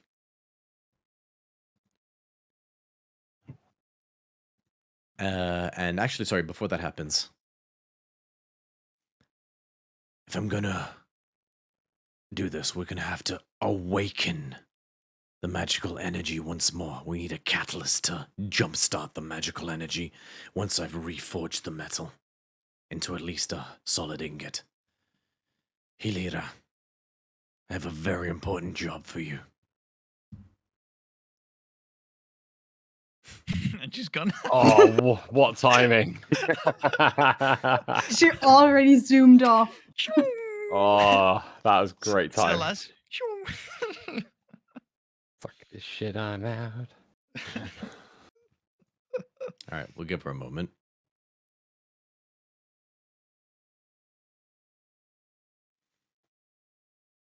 Okay, I'll say this. So this actually would come later. I made a mistake. So he begins by having Balos. Sorry, he begins by having you, Botch, actually man the bellows nearby. And you exert all your force and energy. You all feel the immense heat, increase in heat, even from your vantage point all the way near the door. The lava in the basin goes from a redder color to orange, then yellow, then bright white. It's almost like looking at the sun. You have to squint. Slowly but surely, the shards, as he places the crucible, Duck places the crucible upon the lava, begin to glow. And then they start to soften, and eventually merge into one pool of molten metal. While that's happening, Daxos has Zodor, the Hekatonkiris, go to the supply room and bring him a narrow black stone slab, about a meter long and maybe 8 by 4 inches wide. The giant sets it down at his direction, and Daxos casts stone shape on it, carving out a rectangular section in the middle. Then he can't. Actually, I almost forgot about this, sorry.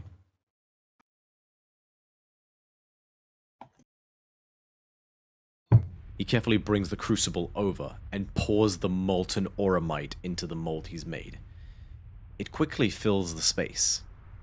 He waits a time for the metal to cool slightly, before he has Bolos carry the slab to the anvil and tip out this new metal bar onto it. Bolos picks up a pair of tongs and grasps this bar with them. First, Daxos folds the bar on itself. Then, with Bolos turning it after each strike, Kang! Kang! Kang! One second.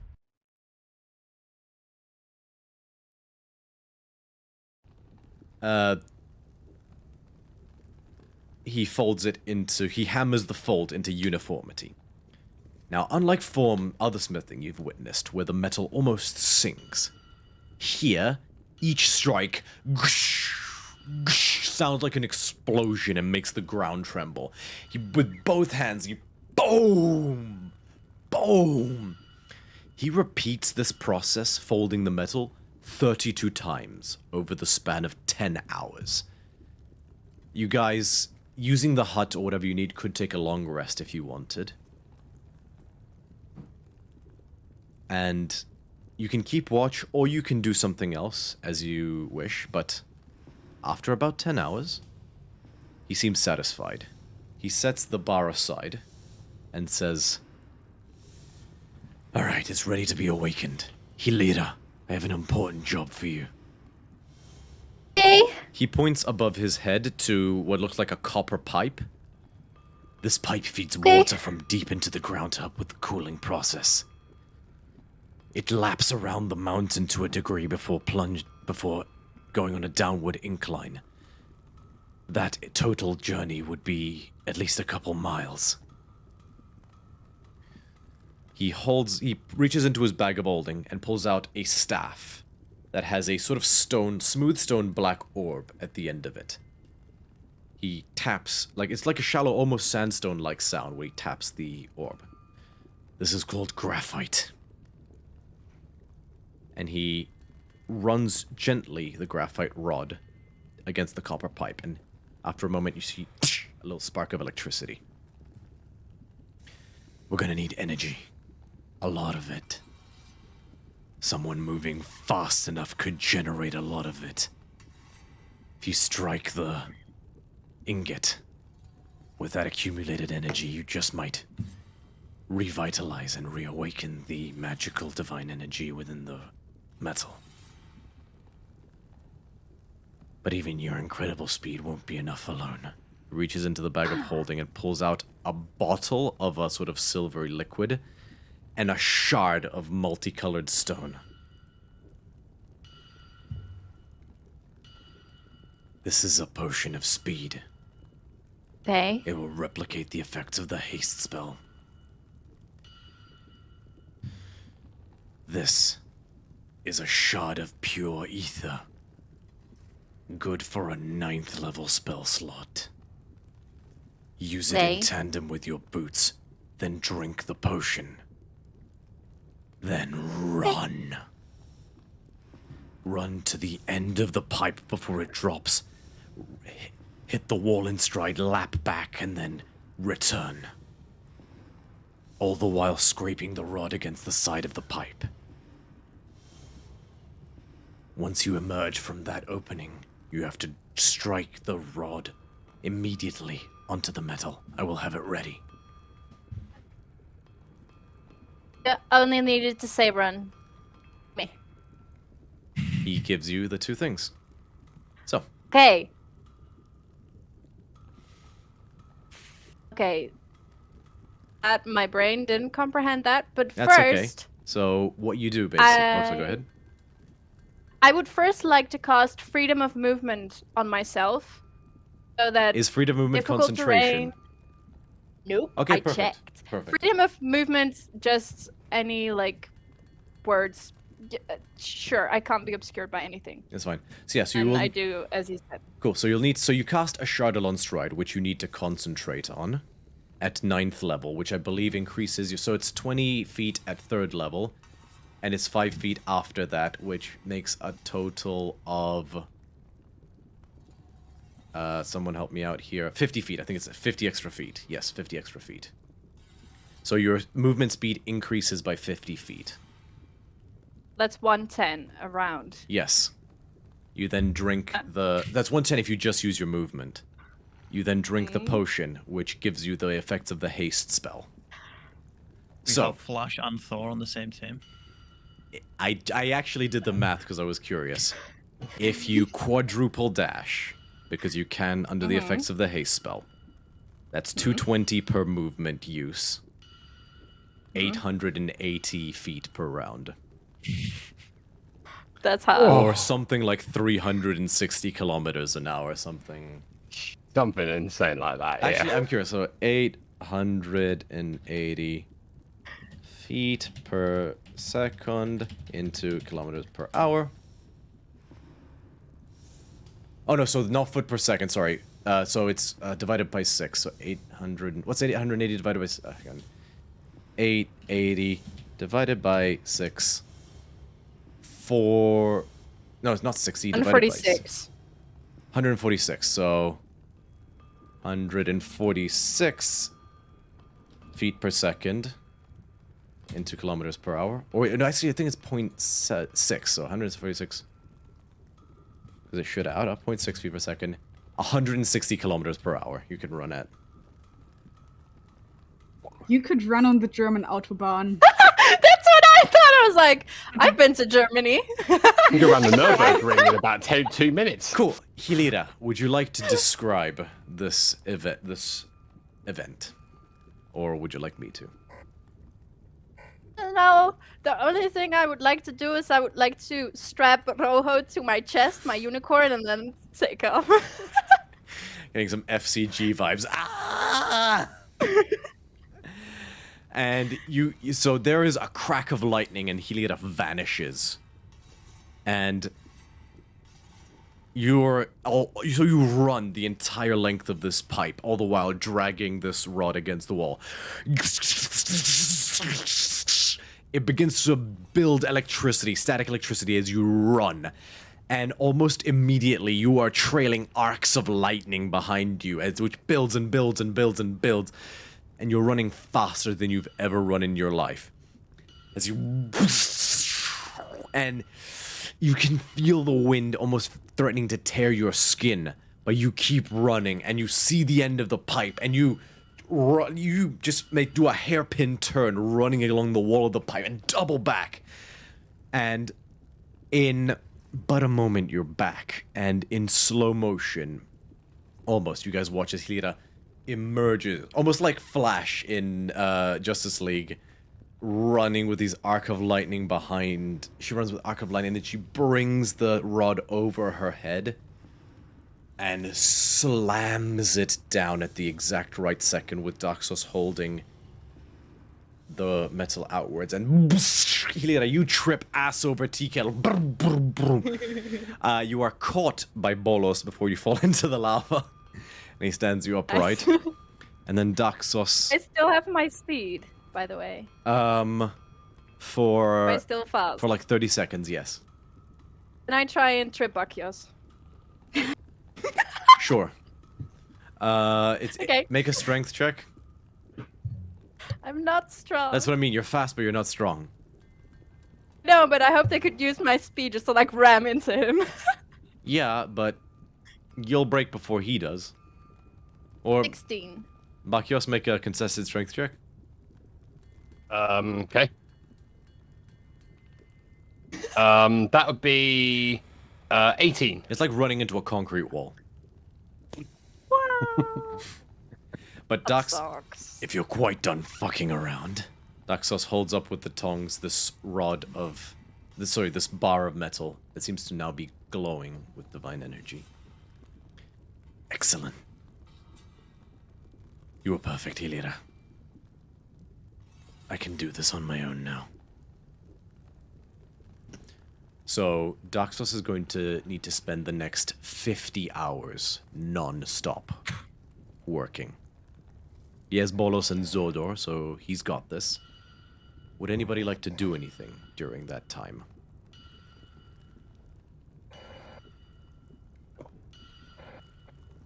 Xanthia's like pacing like pretty restlessly, like outside the door to the forge.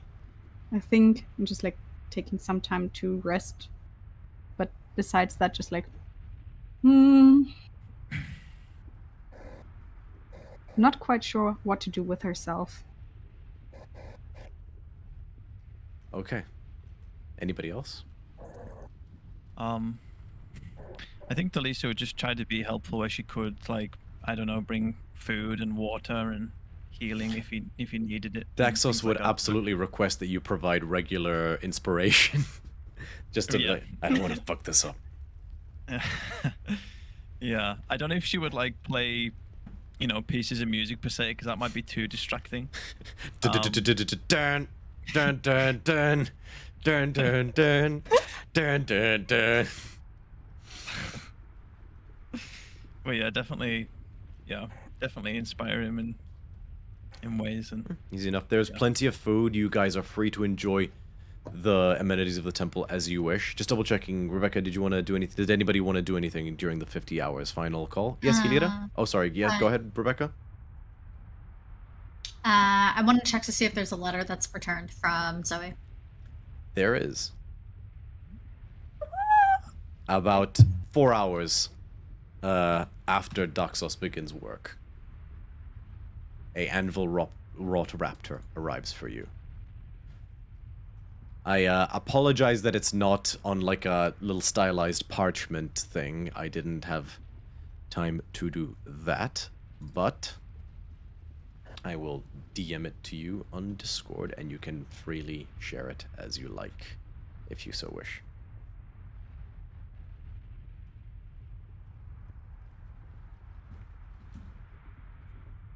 love is in the air.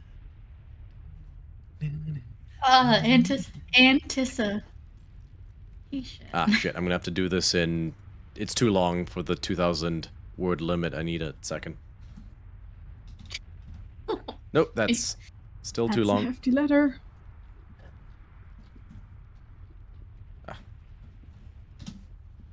fuck's sake.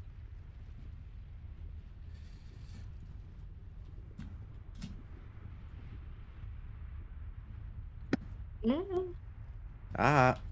Sorry, talk amongst yourselves.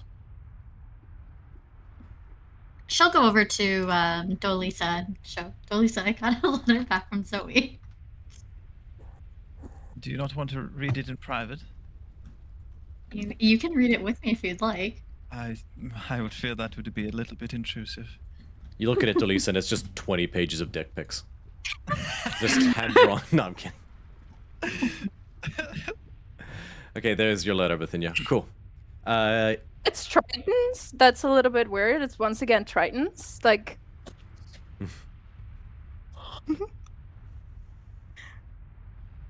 Yeah, that's true. Hilira, you wanted to do something as well? Oh, yes. I would like to find the library again. It's easy enough to find. We run back. And I would like to look for anything about more of the weapons we're looking for. Especially for ones for Erebus. Okay. Make a investigation check. Okay. That's really my strong suit. Oh, I dropped my dice. Oh, that's a natural 20! Oh! Nice. +1! 21! So, you know that Erebos's personal weapon is called a mastix, and it's a whip. As far as the... that's what it describes. He's basically... It's his lash that he uses to drag escaping souls back into the underworld. As far as you're aware, it's in his hand, as in it is in the god's possession, and that's what the book describes. So what was the total you rolled? 21. 21.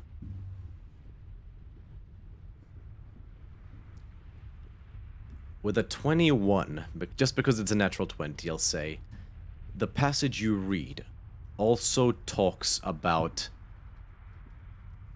other boons in the form of pieces of divinity he granted certain champions, but it doesn't go into detail. It doesn't specify what they were, but it said that he's granted other pieces of divinity to champions before. Okay. Would that be my total of 50 hours, or could I look for something else? You could look for something else. No, I don't have my list of people that don't have their gifts yet. I don't know. Who doesn't have one yet? Can I? Can I look for the one for Delessa? Make an investigation check. Okay. 15. I mean, so there's certain allusions in certain texts to Amaranthe's, what's the word? Magical, this sort of beautiful cloak that Amaranthe would wear, but it's unclear if it's a piece of divinity or if it's just flowery pun intended, flowery text, within the passages you read. That's all you get with a 15, I'm afraid.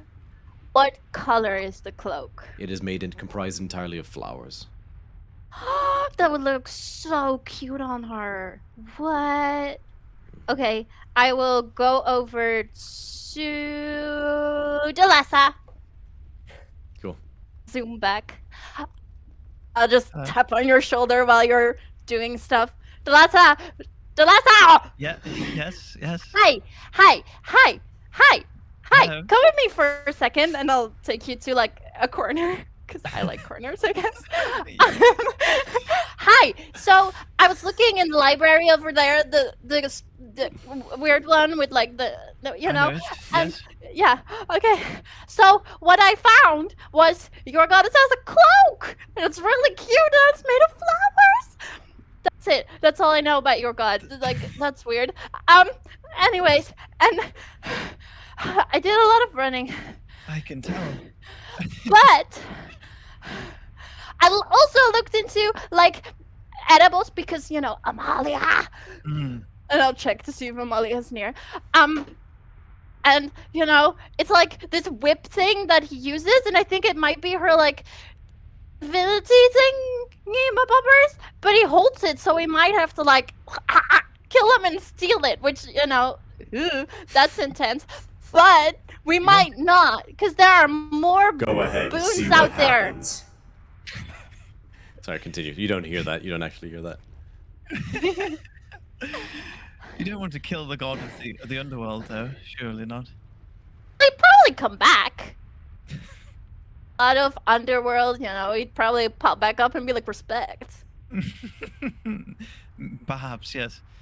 No, we were ready to kill Purry, so like. That's fair. Anyways. What else were you saying? Sorry. That's about all. I'm just really out of breath Yes, you should. from everything. You know what?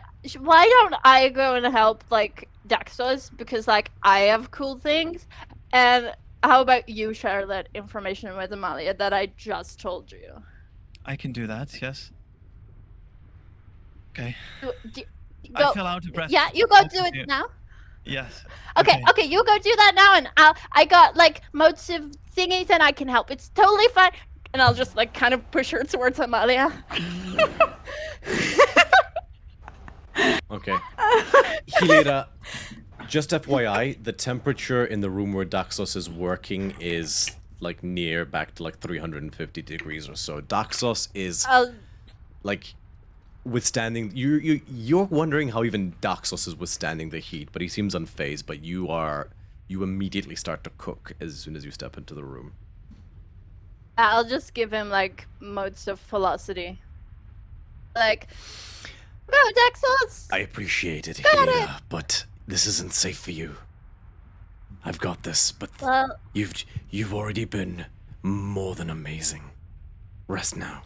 This is my moment to make things right for you all.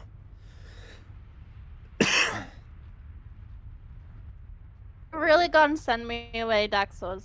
I don't want you to die. That seems fair, but like I also kind of don't want to watch what's about to happen with Delessa and Amalia because like, so like, can I just stay here for a second? Fine. I'll just tell him about everything that happened. That I did, but that I told the last time what I found in the library, and that the library was like. You get the sense he's swinging extra hard to try and drown you out with the noise from the hammer. Actually, so you don't get the sense, but that's what he does. Okay, Botch and Amalia, is there anything you wish to do during these 50 hours? If there's any wine around, I would like to very much get drunk and pass out because I've raged 4 times and I'm exhausted. There's a very large larder and like sort of below the there's everything you could. So essentially, I think of myself as drinking myself to sleep. And quick question about the metal armor that I'm wearing. Am I able to essentially just pull this off at any point and put it back into its container? Correct. The container vanishes as soon as you put it on and then reappears as you begin to pull it off, giving you a place to put it into. Oh, okay. So as soon as I neck enough wine to fell a horse, I would like to start ripping it off myself and putting it into the container, stashing that. It seems to almost respond to what you do and starts pulling off of its own accord. It's and yep, in but a moment, it's in its jug again. Oh my god! I run my hands through my beard, feeling actual hair again. It's quite nice. Oh yeah. And then I I just scrunch it out, getting all the sweat out of it onto the floor, and then I pass the fuck out from drinking too much wine, and I get a full rest, I hope. Oh yeah, absolutely. Oh thank God for that. Amalia, I now have all my chimeric forms again. Yeah. Sorry, go ahead. Okay, Amalia, is there anything you'd like to do? Can't hear you. Kitty. Okay, go ahead. I have my long sleep little kitty nap. And then when I wake up, I have the pieces of my old axe, and I'm trying to put the puzzle back together while looking at the new axe. You swear That is it. You swear the phantom face is etched into the new act. Go. Aww. Shut up.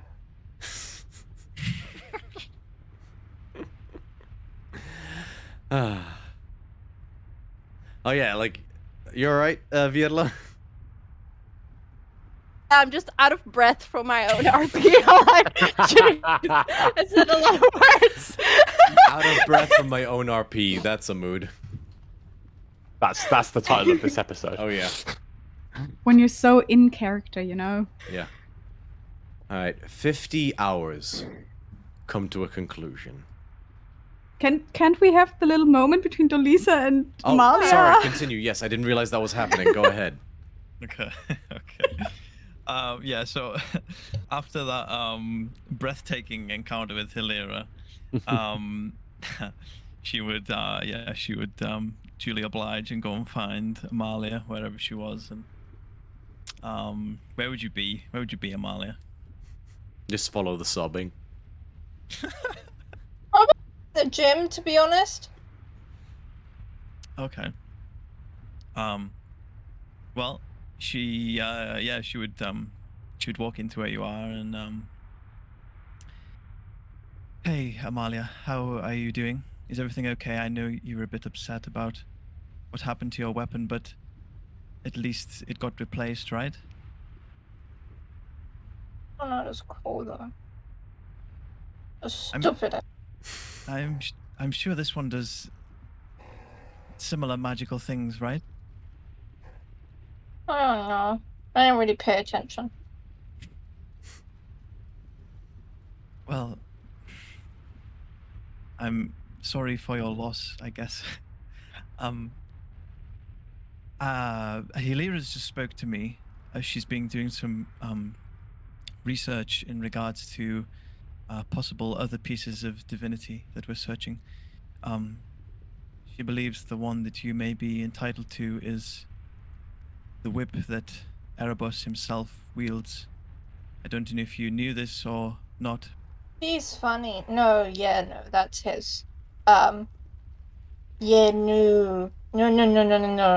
That's his. We don't touch his. Would I know that Erebos has given divinity to, like, other people? I'll say yes. In the Okay, same way and then that you would know about ancient fables. Okay. Like, if I did something for him, or I did something great of, like, you know, worthy, he would maybe give me something. Divinity-ish. But no, the whip is his. Kind of like how my axe was mine before it was taken away from me. Everything happens for a reason. Maybe Hate that song. it is very provocative in some cases, but I do truly believe it in others, and I'm sure this new axe will come to help you in good time. How has your heart been recently? I know you have. I shouldn't look while I'm doing this. I shouldn't look. I shouldn't look. Okay, I'm getting Lady Cardia, like, Yeah. 2 Electric Boogaloo vibes from Vietla. I just. Oh my gosh, she I knows what I'm just talking seen- about. I just seen Tamara just like lean in, like, and I was just gone. I was being gone. Shit, where was I? Sorry. It's my own fault for having Discord up. I should have just closed. What was I saying? Yes, the last time we spoke, you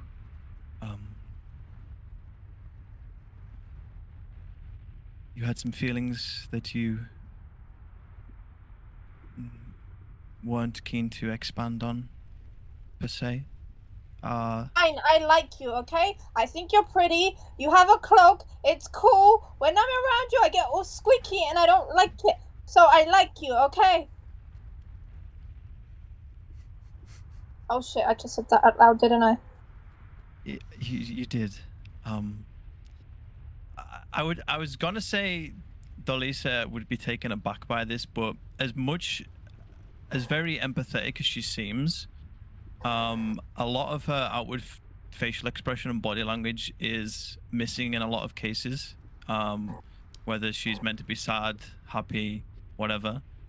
So that kind of front still maintains itself. But she does pause for a second and then ever so slightly softens in her body language. I'm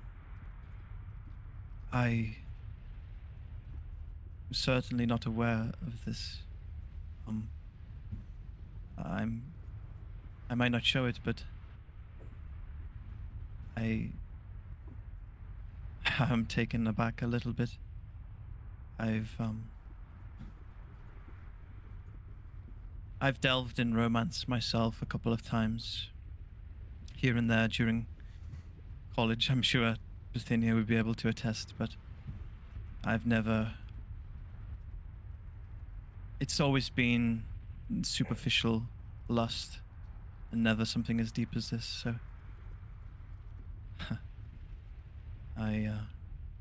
even a cleric of the goddess of love can be taken aback sometimes.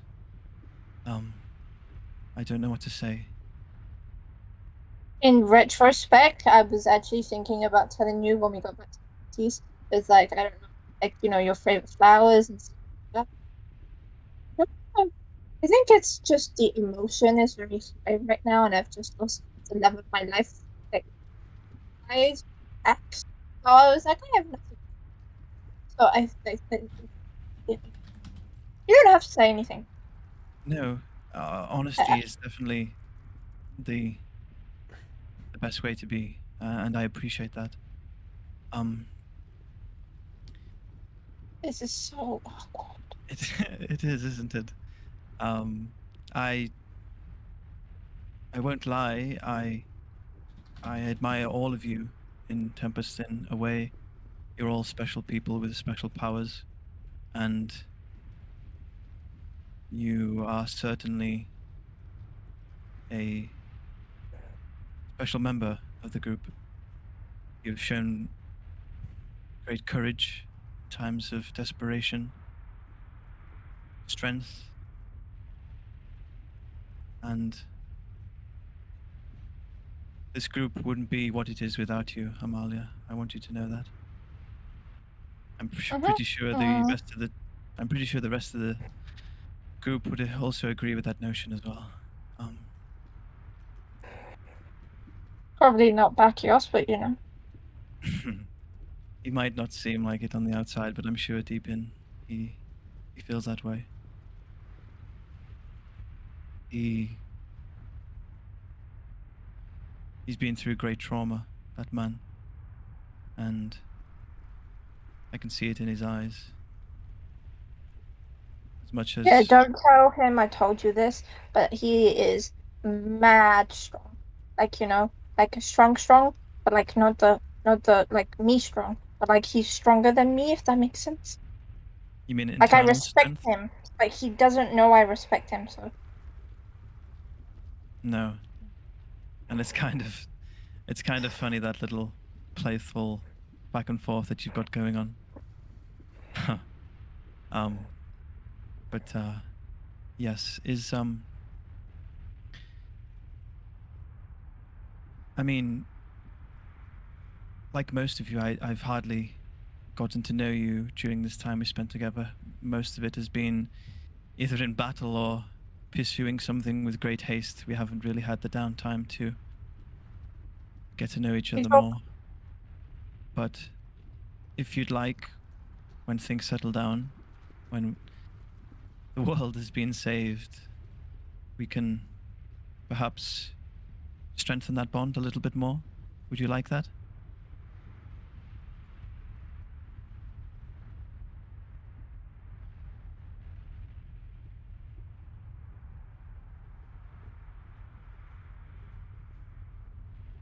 can she just like nod because she's scared if she like opens her mouth to say something? It'll be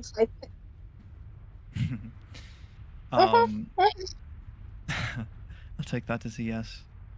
At this point, You don't Amalia, need- you wake up. No, I'm kidding.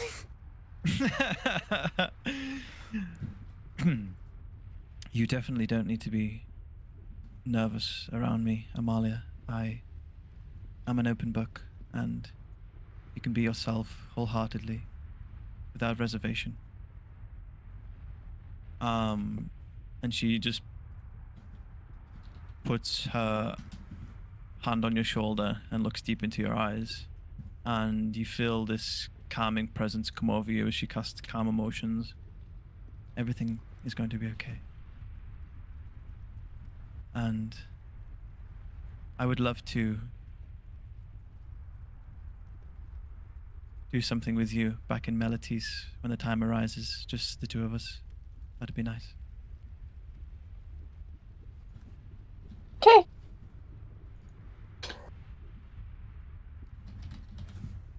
And this doesn't have to be awkward going forward either. So, if you ever want to speak to me, if you ever need to get anything off your chest, please don't hesitate. I'm always there for you and everyone else. I think she wants you to get it off her chest, Elise.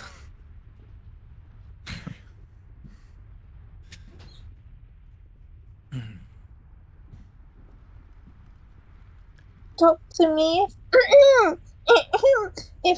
you know you ever have something that you're scared to say, you know, like I'll be a good I don't doubt it. There's a lot I can tell you actually about my past. I'd love to tell you sometime. Perhaps over dinner. dinner. Cool. Like a date dinner, or just like the two friends hanging out dinner. She laughs. It can be a date dinner. Indeed, it can. Cool. Okay, well, I'll leave you to it. I don't want to be too overbearing, but Definitely not overbearing. Question: do you know where Hilera is? the last I seen, she was shooting off back towards the forge to help Daxos. So she's probably there still. Okay. You know, great talking to you. She puts the pieces of the great ambush back in her. The new one attaches it to her foot. Hugs Delisa. Great talking to you. You know, nice big thing. You know, I feel like this is a good step towards. I'll be right back. And she like sprints out the room to go find her. Oh, so you did find Death Knell. I just looked at your character sheet. Well, yeah, I found it while Hilera was doing her major like pushing Delisa towards. Delisa just takes a minute to herself in the now empty room. She smiles and just says to herself, well, that was interesting. But she's cute. I'll give her that. Yeah. And fade to black, I guess. If there's nothing else. Where is Hilera at this point? Has she exited the room? I assume she is still talking to Daxos. Probably. And he's trying very hard to concentrate. Okay, well, since Santia's probably outside pacing, I will pace with him. Okay. The 50 hours come to an end. And so that around about the 40-hour mark, the hammering had stopped, and you heard like grinding for a little bit at one point, and then all sorts of other tinkering and hammering sounds. And all of a sudden, everything stops. And then, Zanthi, I assume you guys, Zanthi, you assume you were in the manor, as in where it's like you have a chance of being slightly cool, or? Only to sleep, really. Okay. But for the most part, just like So Yep, I'm still here. cool. You've been so you're in the anteroom to the forge, and so you've been unable to see much of Doxos's progress, but he finally stops. Picks up this weapon and stands to his full height and begins to walk back towards you. I think I've outdone myself. You're already done? I'm good at what I do. Never doubted you for a moment, but And I had a little help. And he gestures to the giants on the other hammer. Always happy to help. And he presents you with this weapon, Xanthia. And as you look at it, you understand fully now what Purphoros' lesson was. This is a completely new weapon.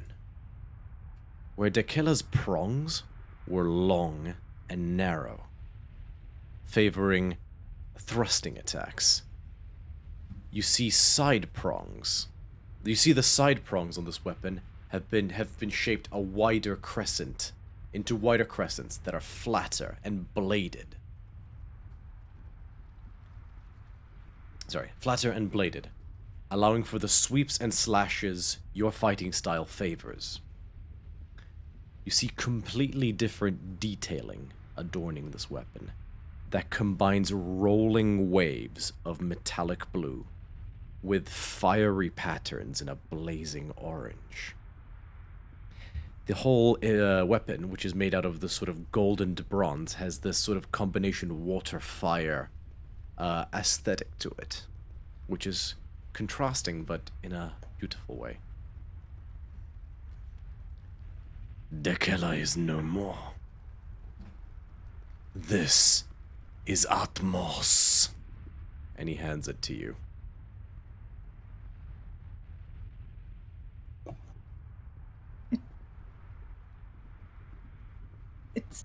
It's really strange, but when I thought about this moment, it was always so strange to me, but holding this now, it feels right. I made it for you. And I can feel that. And it seems the innate magics of the Forge may have had an unexpected influence. Oh. You can, it's kind of clear to see what he means. There's sort of like this combination water and fire imagery on it. So, Tamara, if you want to go on D&D Beyond and search for Atmos Trident of the Burning Tides. Oh, what a name! Okay. Inside. Cool name. Yeah. How do you spell Atmos? So, it's A with a little accent. Oh god. Let me link it. Ah! Found it. And yeah, so I'm going to say for flavor, as you take a hold of it and you hold it aloft, you immediately attune to it. Oh. It's not going to happen like that every time, just so you know, but just... Mm-hmm. Is it like in Harry Potter when Harry has his wand and then all of a sudden there's like loads of like flow of like power? Kind of. Like that. Except there's like a shockwave of steam that erupts out of Xanthia in all directions. And I'm wondering, babe, if you got the reference with the name of the weapon. Yeah, I did. Yay! I'm still mad at you for, you know.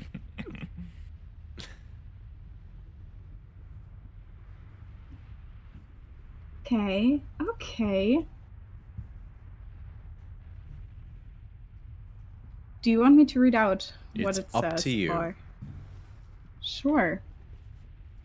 Forged from the fragments of the mighty trident Dakela, the divine weapon of the sea goddess Thassa. It was made in the grand forge of the smith god Purphoros and has assimilated an element of the place's volcanic power into its aquatic magic. Dormant. Ah, That's shit. already kind of sus. Did I add the wrong one?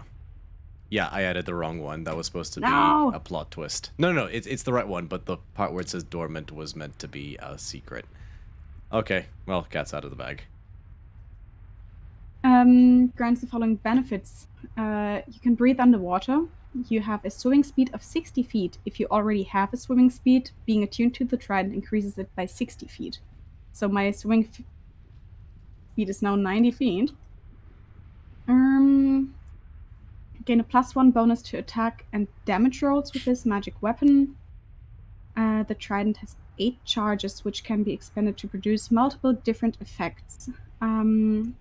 Save DC of 15.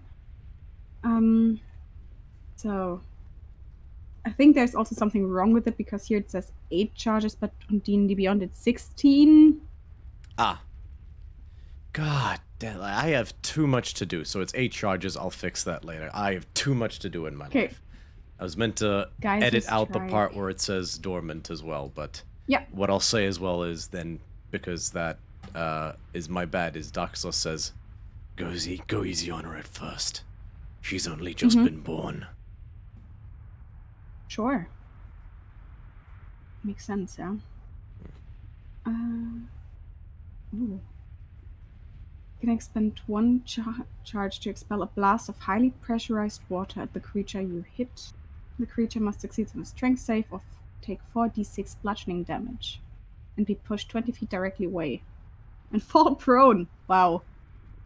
And I can adjust that, make demon or entangling. Ooh, that sounds really fun.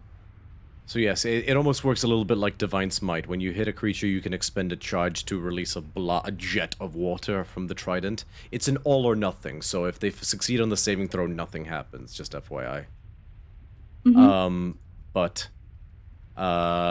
Yes, so you can... So yeah, Geyser Strike, and that happens. They take an extra 46 bludgeoning damage if they fail the saving throw, and all of that other stuff. And you can expend an additional charge to modify the water blast to either a steam blast, which the water is boiling hot, and they have to make a con save to take an extra 46 fire damage on a failed save, or half as much on a successful one. Being underwater doesn't grant resistance to this damage because it's steam. Ooh. Or you can empower it into entangling kelp. Magically reinforced strands of kelp are intertwined into the water, which wrap themselves around the target's body. If the target fails the saving throw against the trident, it is also restrained until the end of its next turn.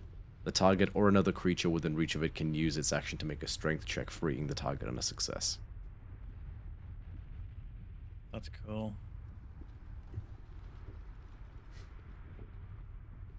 That is really impressive.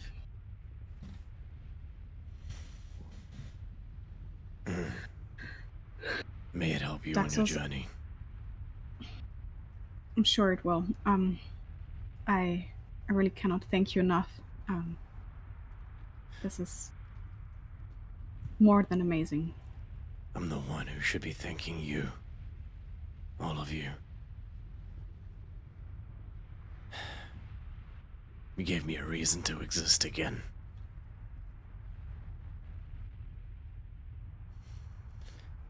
And you helped me find the fortitude to be master of my own fate.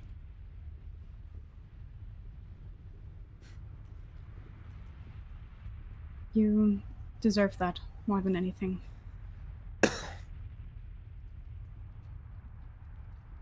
Rest up in the estates as much as you need. Thraxes is sworn to let you pass on the way out.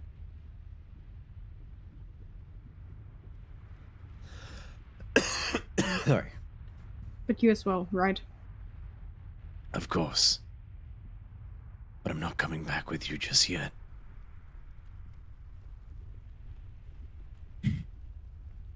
Do you plan on reconnecting with your past, or just making use of the incredible forge here? Both. Akros is still under siege. And I'm in a unique position to help. So until Purphoros pries this hammer from my hands, I'm gonna do what I can to aid you in what is sure to be a hard conflict.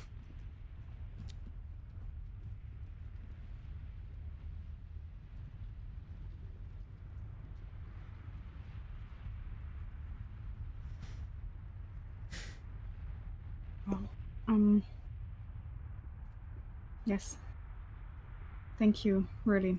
I am really indebted to you. And may you be well here until we see you again. We'll see each other again. Count on it. Good luck on your journey. I have a horrible feeling you'll need it. Bithynia. Something I've been working on that you all may find useful, but Bithynia is going to be the one who you will need to help decipher it. He hands you, Bithynia, a little booklet of wax tablets. I think I've seen some of these like this cataloged at the university before, possibly. You pop them open, and they seem to be cataloged formulas for spells. Almost like a spell scroll, except not a spell scroll. It's just almost like in a spell book is the best way I can describe it. You see 4 spells that you've never seen before. I learned many an interesting thing, tinkering with the remains of that magnetar. I've developed some magics that replicate its magnetic powers. Not all of them will be able to be used by all of you. But it'll go into, the tablets will go into detail. And so they'll be on D&D Beyond, but I'll also link it in the general chat as in for the council. These are the 4 new spells, just in a condensed form that would appear on the tablet. And whenever you have an opportunity to prepare, or if you're a cleric, or learn a spell if you're a bard or a warlock, or, you know, they are added to your spell list and can be selected following the normal parameters of how you may select a spell.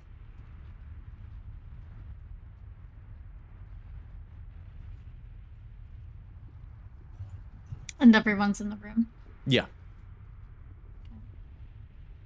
Well, seems like we, in the future, might have opportunity to add a little more to our arsenal. Seems like it's been quite a lucrative day here with the trident. Solving that puzzle earlier. And these spells that we'll be able to use in the future.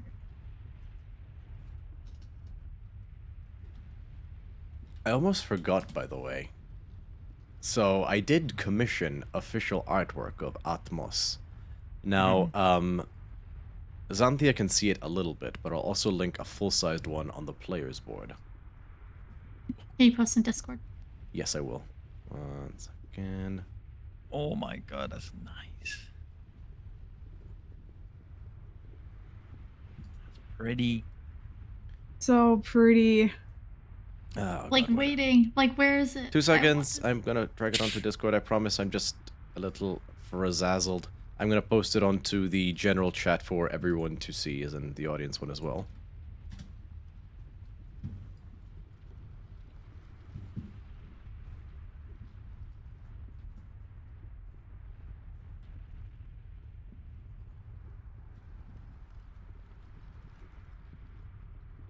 So yeah, it's there for your viewing. Oh, very nice. Very nice.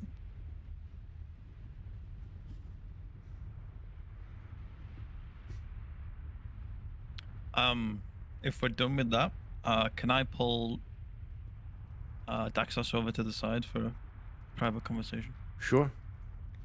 Would you like me to ask the other players to hop into the secrets chat? No, not yet. Okay. Not yet. No secrets going on between this group. I don't like it. Hello, Daxos. I wanted to talk to you before we left and you stayed behind. Back on the mountains, that Oriad mentioned a name, Asteroidia. Does that name mean anything to you? It was my mother's name. I'd only learned it just then, with the rest of you. When I asked her what was her name, the her was being my mother. She was an Oread as well. Yes.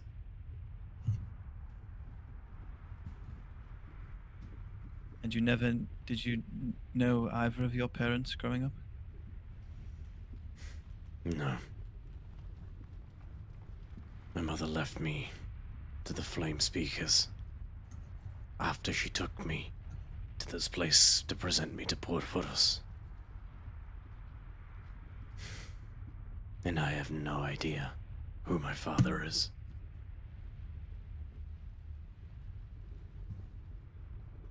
That must have been tough hearing her name for the first time. Sorry. It seems we're in a similar boat. I thought it would be tougher. But I think I was already on the first steps to the inner path that Porphyros completed in us. Upon this venture. I'm done trying to pick up the pieces of something that was. I'm gonna build something new now. Yes. I don't really have the authority to say this, but you have a family in us. I know. And that's what makes it easier.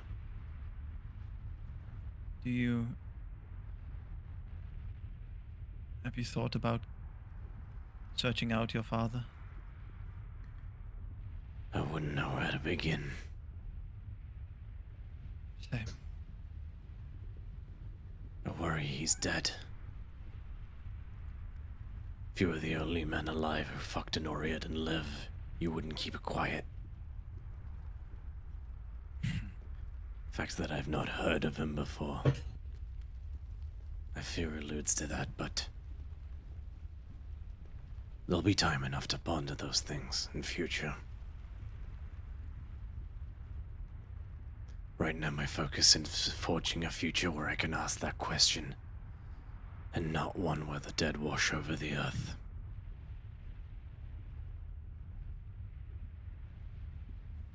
Yes, well. But just because that's my path, it doesn't have to be yours. No, Do what you think is right. I will. I don't.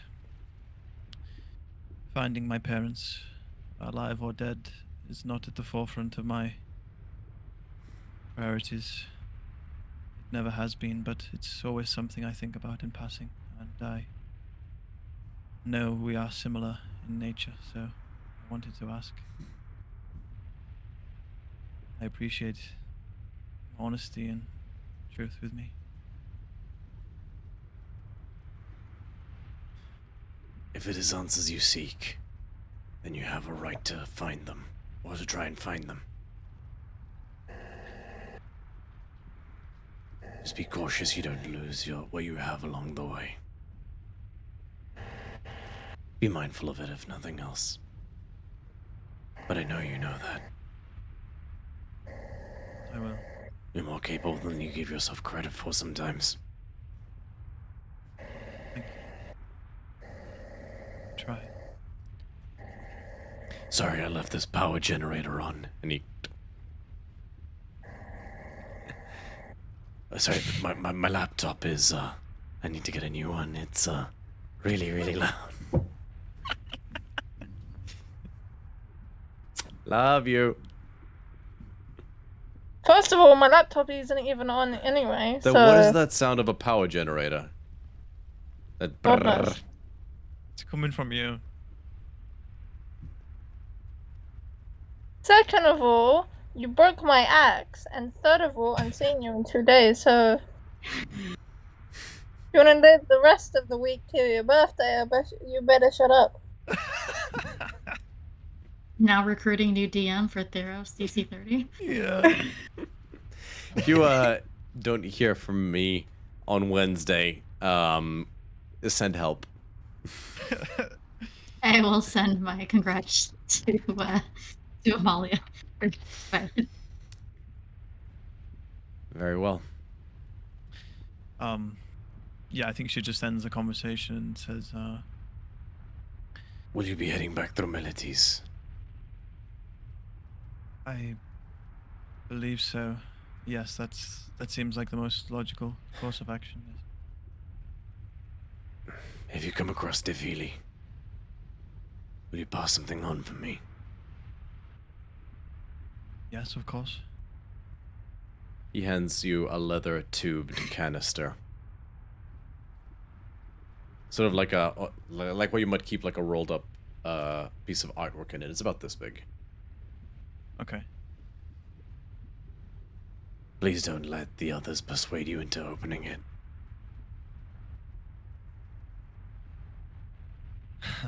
Unfortunately for them, I have a bit of a silver tongue. They won't even know I have it. Super. We're proud of you, Daxos. We couldn't have done this without you. Thank you. I couldn't have done this without any of you either. All of you. Delisa, Hilira, Amalia, Botch, Xanthia, and Bithynia.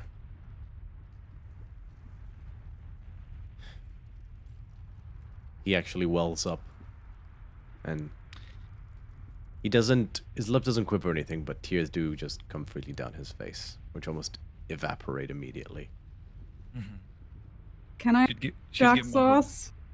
Oh, yeah, absolutely. He will pull you into the fiercest of hug, and he will give each of you a like solid 10-second hug. Can I give him a kiss on the cheek and just look at him and say, Axos, don't settle for less. That's all.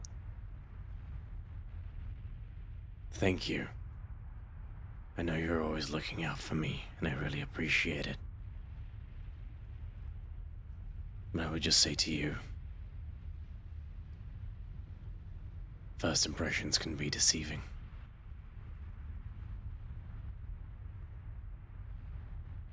I don't know what that means, but, We you all- know, have fun! We all deserve the benefit of the doubt. You didn't give up on me. Even though I gave you plenty of opportunity.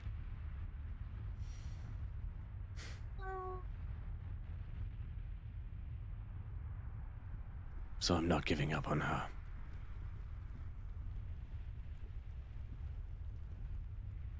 Be there for you when you get back, you know, like after everything is like settled and everything is resolved, like party and like, you know, stuff. I love you, Amalia. He pulls you into another hug. Love all of you. Not like we're saying goodbye, we're just saying see you later. Right? I was unaware it needed to be goodbye in order for me to say to my friends that I love them. You know, like that's cool, but like you are coming back, right? Count on it. Okay, good. I'm just getting hugs in now to make the time apart less frustrating. Cool. Right. Off you go now. You have a world to save. Before I do anything, I'm going to make a sandwich with every condiment known to man on it, and then I'm going to sleep for 24 hours. Because I have not stopped You moving deserve in it. about 72 hours. And you see at this point, he looks wrecked. He has huge bags under his eyes. He's got like stretch marks on his muscles. He is just... he looks like crackhead Dark Souls almost a little. Okay, just to carry you over until you get your well-deserved rest, she's gonna pat his shoulder and lay on hands for 10 points. Just to ease his muscle aches a little bit. Thank you. And Yeah? It's the least I could do. you see the people that have the one that abducted me with the loads of hands? Yeah? Is he Balor. there? Yeah? Yeah. I'll say yeah. Can I go over to him and poke him until he looks down at me? Kitty cat. Hi. Look after him. Okay. Make sure nothing bad happens to him. Because if anything happens bad to him, I will come back and I will slice your hands off with my new axe. Got it? He crouches down and with one giant finger scritches the top of your head. Don't you worry. We've been looking after him since he was a baby. Okay. We'll keep him out of trouble. Okay. Good.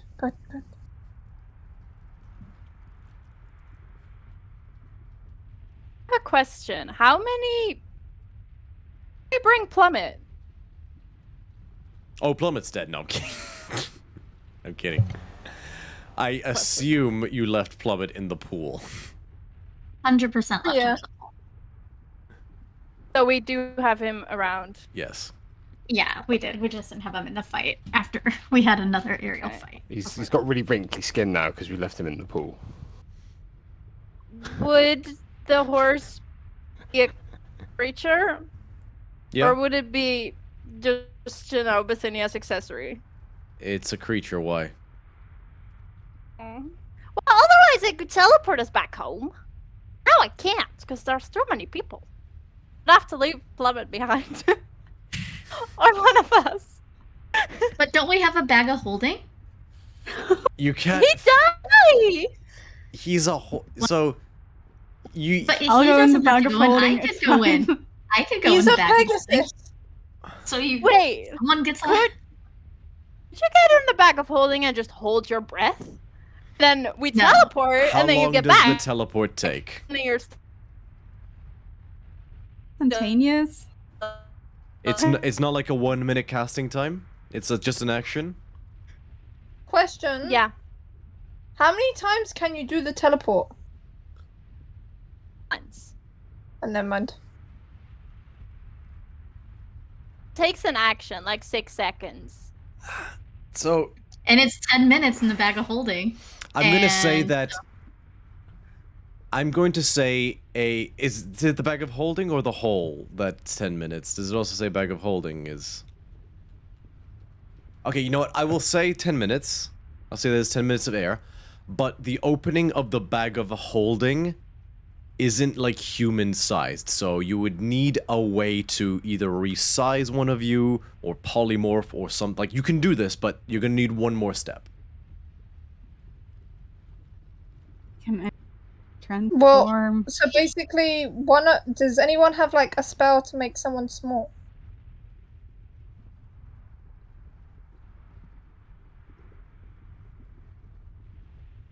We might as well include Ant-Man in this.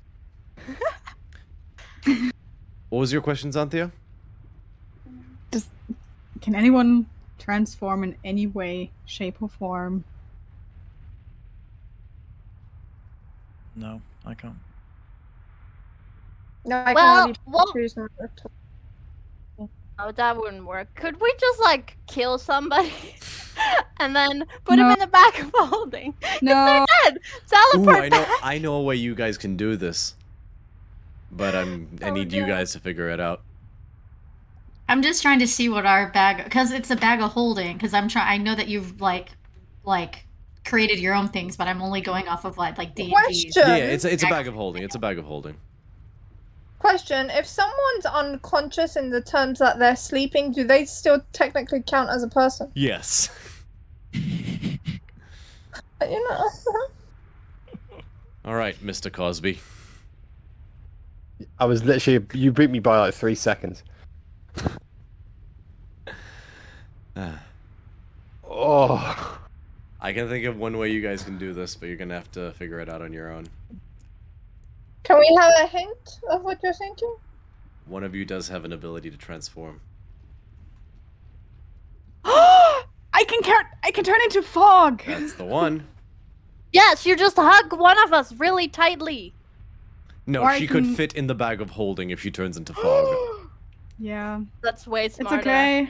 I'll go into the bag. Okay. Xenia, open up the bag. Wait, we need to get to Plummet first.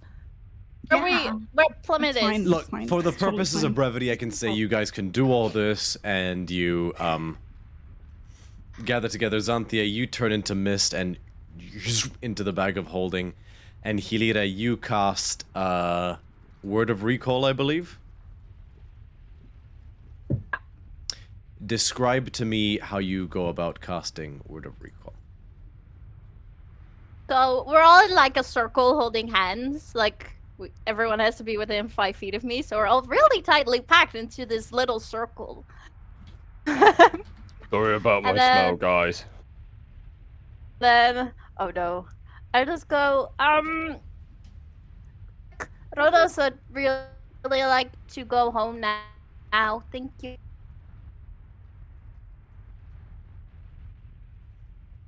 Okay.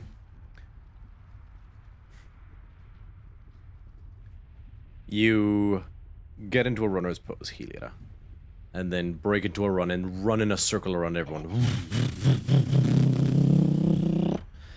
And then you just turn into a tornado of light that, and then you all vanish.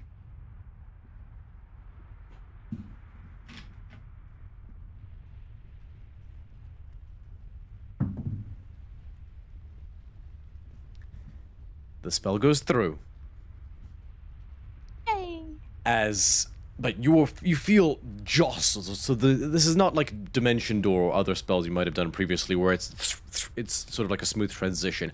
This feels jostled like whitewater rapids. You feel like you're driving off-road in a car that's not equipped for it. There is sort of chaotic energies innate to Theros that, even when it's successful, just make teleporting a white-knuckle ride at these distances.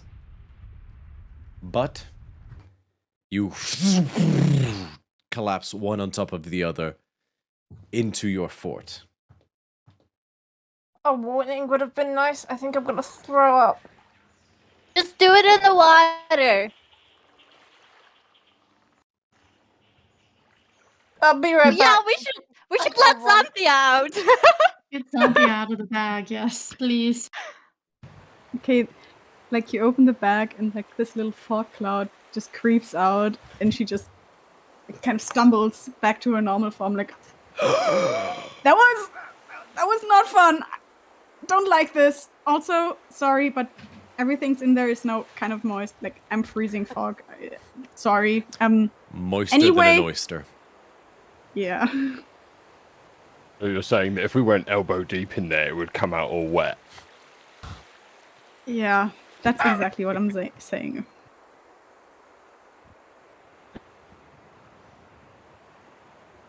Next time you go in the bag. Second that. Don't threaten me with a good time.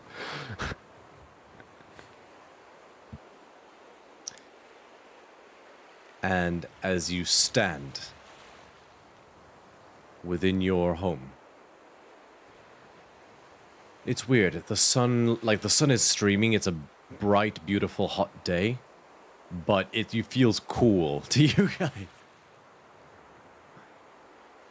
And Xanthia, you take a moment to admire this new item you have.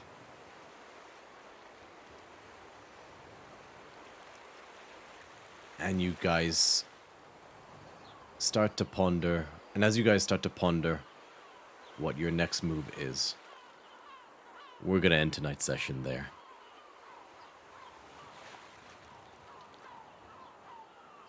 Oh, that was Exciting. an intense 3 hours. But I think it was worthwhile in the end. Got some good stuff in there, a lot of stuff I'd been looking forward to for quite some time. I'd been sitting on that artwork for like a month, so I'm glad I finally got to share it. And the title sequence literally only got finished like 2 days ago. I'm excited it got to be done in time.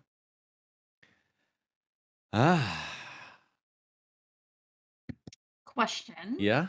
Is it possible to read a thing and share another surprise? Yes, you can.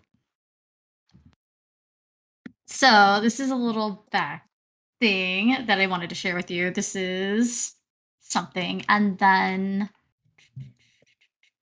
it's sort of a gift, but also something that some of the players in the party might not know, but I wanted to read just this little bit for you.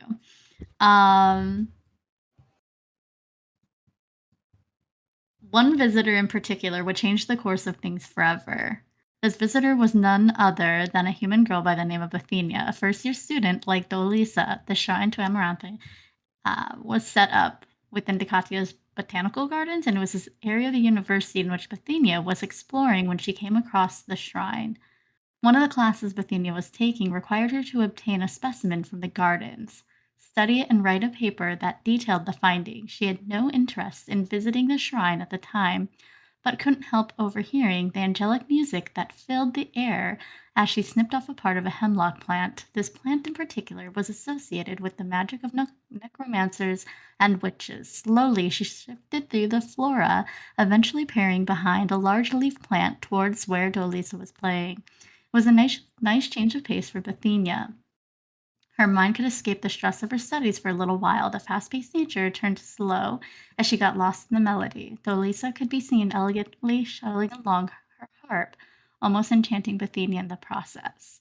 Nearly hypnotized by the performance, a flash of genius went off in the ever-brilliant mind of Bithynia. This girl in front of her could be the key to turning around her grades in her musical class she was taking. She found it difficult to grasp more than other subjects, which was rare for Bithynia, but this could be a golden opportunity to change that, and so she jumped at that chance to do so. That was written by Sammy, and so with that... Oh, I think I know what this is. And so with that, Roma, are you able to share this from Discord? Onto the player's board, or? Yeah, I can do that for you. So to go along with that, because Sammy has been such an awesome addition to the party. This is in, if you go to the Acropolis under Council in Secrets, it'll be there as well. Perfect.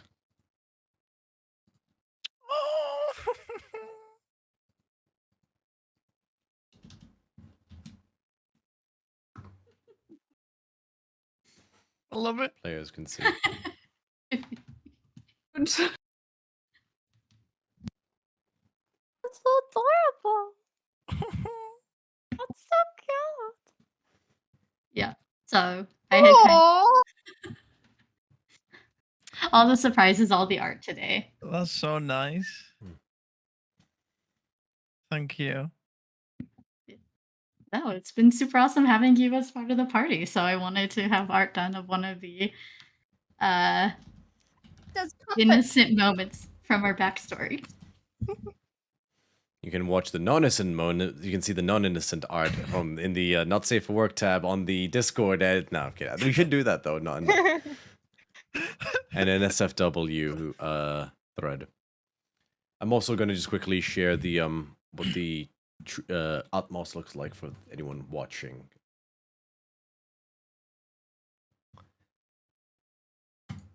Delightfully wholesome moment to end the show on, then. And speaking of wholesome, and speaking of my wonderful players, whom are the greatest thing a DM could ever ask for, even when they hate my guts. Why don't we start with you, Allie? Where can people find you? Yeah, you can mostly find me on Instagram under Angel Undies. I primarily do cosplay and D&D posts and commissions for 3D printing of both. So hit me up if you want anything made. Tamara. Find me on Twitter and on TikTok under mar_inated. That spells marinated. On TikTok, I very occasionally post D&D related stuff. Twitter, it's a little bit of everything. She has started posting a bit more D&D stuff on her TikTok recently, much to my delight. I because posted 2 videos in total. And they were both about me. Oh, just one. Oh, fair enough. Rebecca, give yourself all these shout outs. Yay! So you all know I'm here every Sunday, 11 a.m. with DC30. I am usually on St. Pete by night doing vampire goodness. That will be starting back up in September, and it alternates every other week on Saturday or Sunday. St. Pete by night. You can find them on TikTok as well, where you can see me as a storyteller and putting people through traumatic incidents. It's great. And on Tuesday nights, I'm on Botched Rolls doing a Spelljammer campaign, doing some Circle of Star Druid goodness. And going back to September, you can find me on Goat Gaming Syndicate, where I will be DMing some fun one-shot Star Trek stuff, Tales from the Loop, Star Wars, just all the tabletop games. And I think on TikTok you can find me at Mimic for Hire, where it's a lot of Warlock stuff, and Sire for Hire, where it is VTM stuff. I think anywhere else on the internet you can find me as Bomb Clancy. Very nice. The VTM stuff is pretty great. I am a little biased, but I would definitely recommend everyone check that out. Sammy. Hello, you can find me primarily on YouTube creating ASMR content. You find me at Sammy ASMR.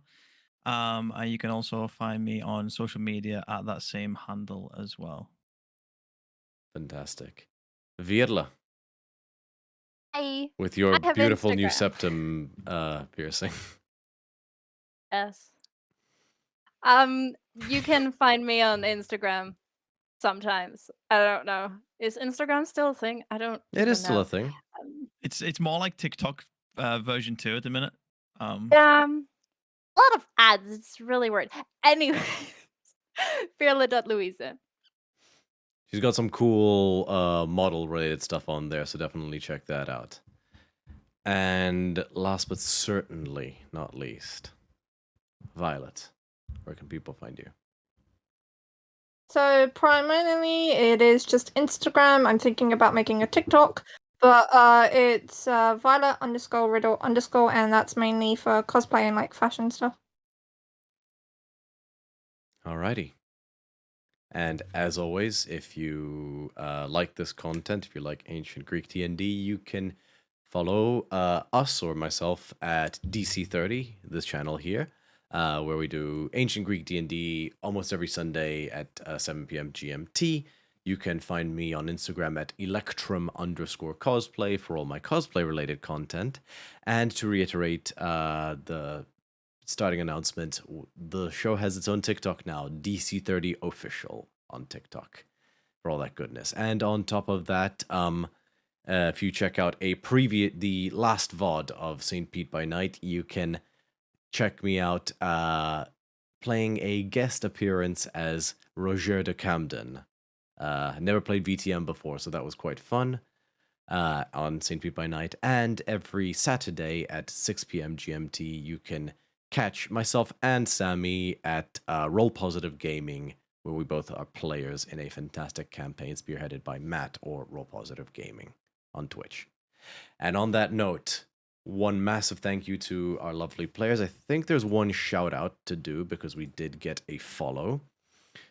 Had a roll from random encounter from Tina. Thank you so much. Acrobatic Banana Split. And a resub for 1 month from Acrobatic Banana Split or Tina. Thank you. We do so greatly appreciate it. On top of that, Mark Songs, I believe, followed recently. So thank you. And on that note, we will wish you all a lovely evening. Thank you so much. We are DC30.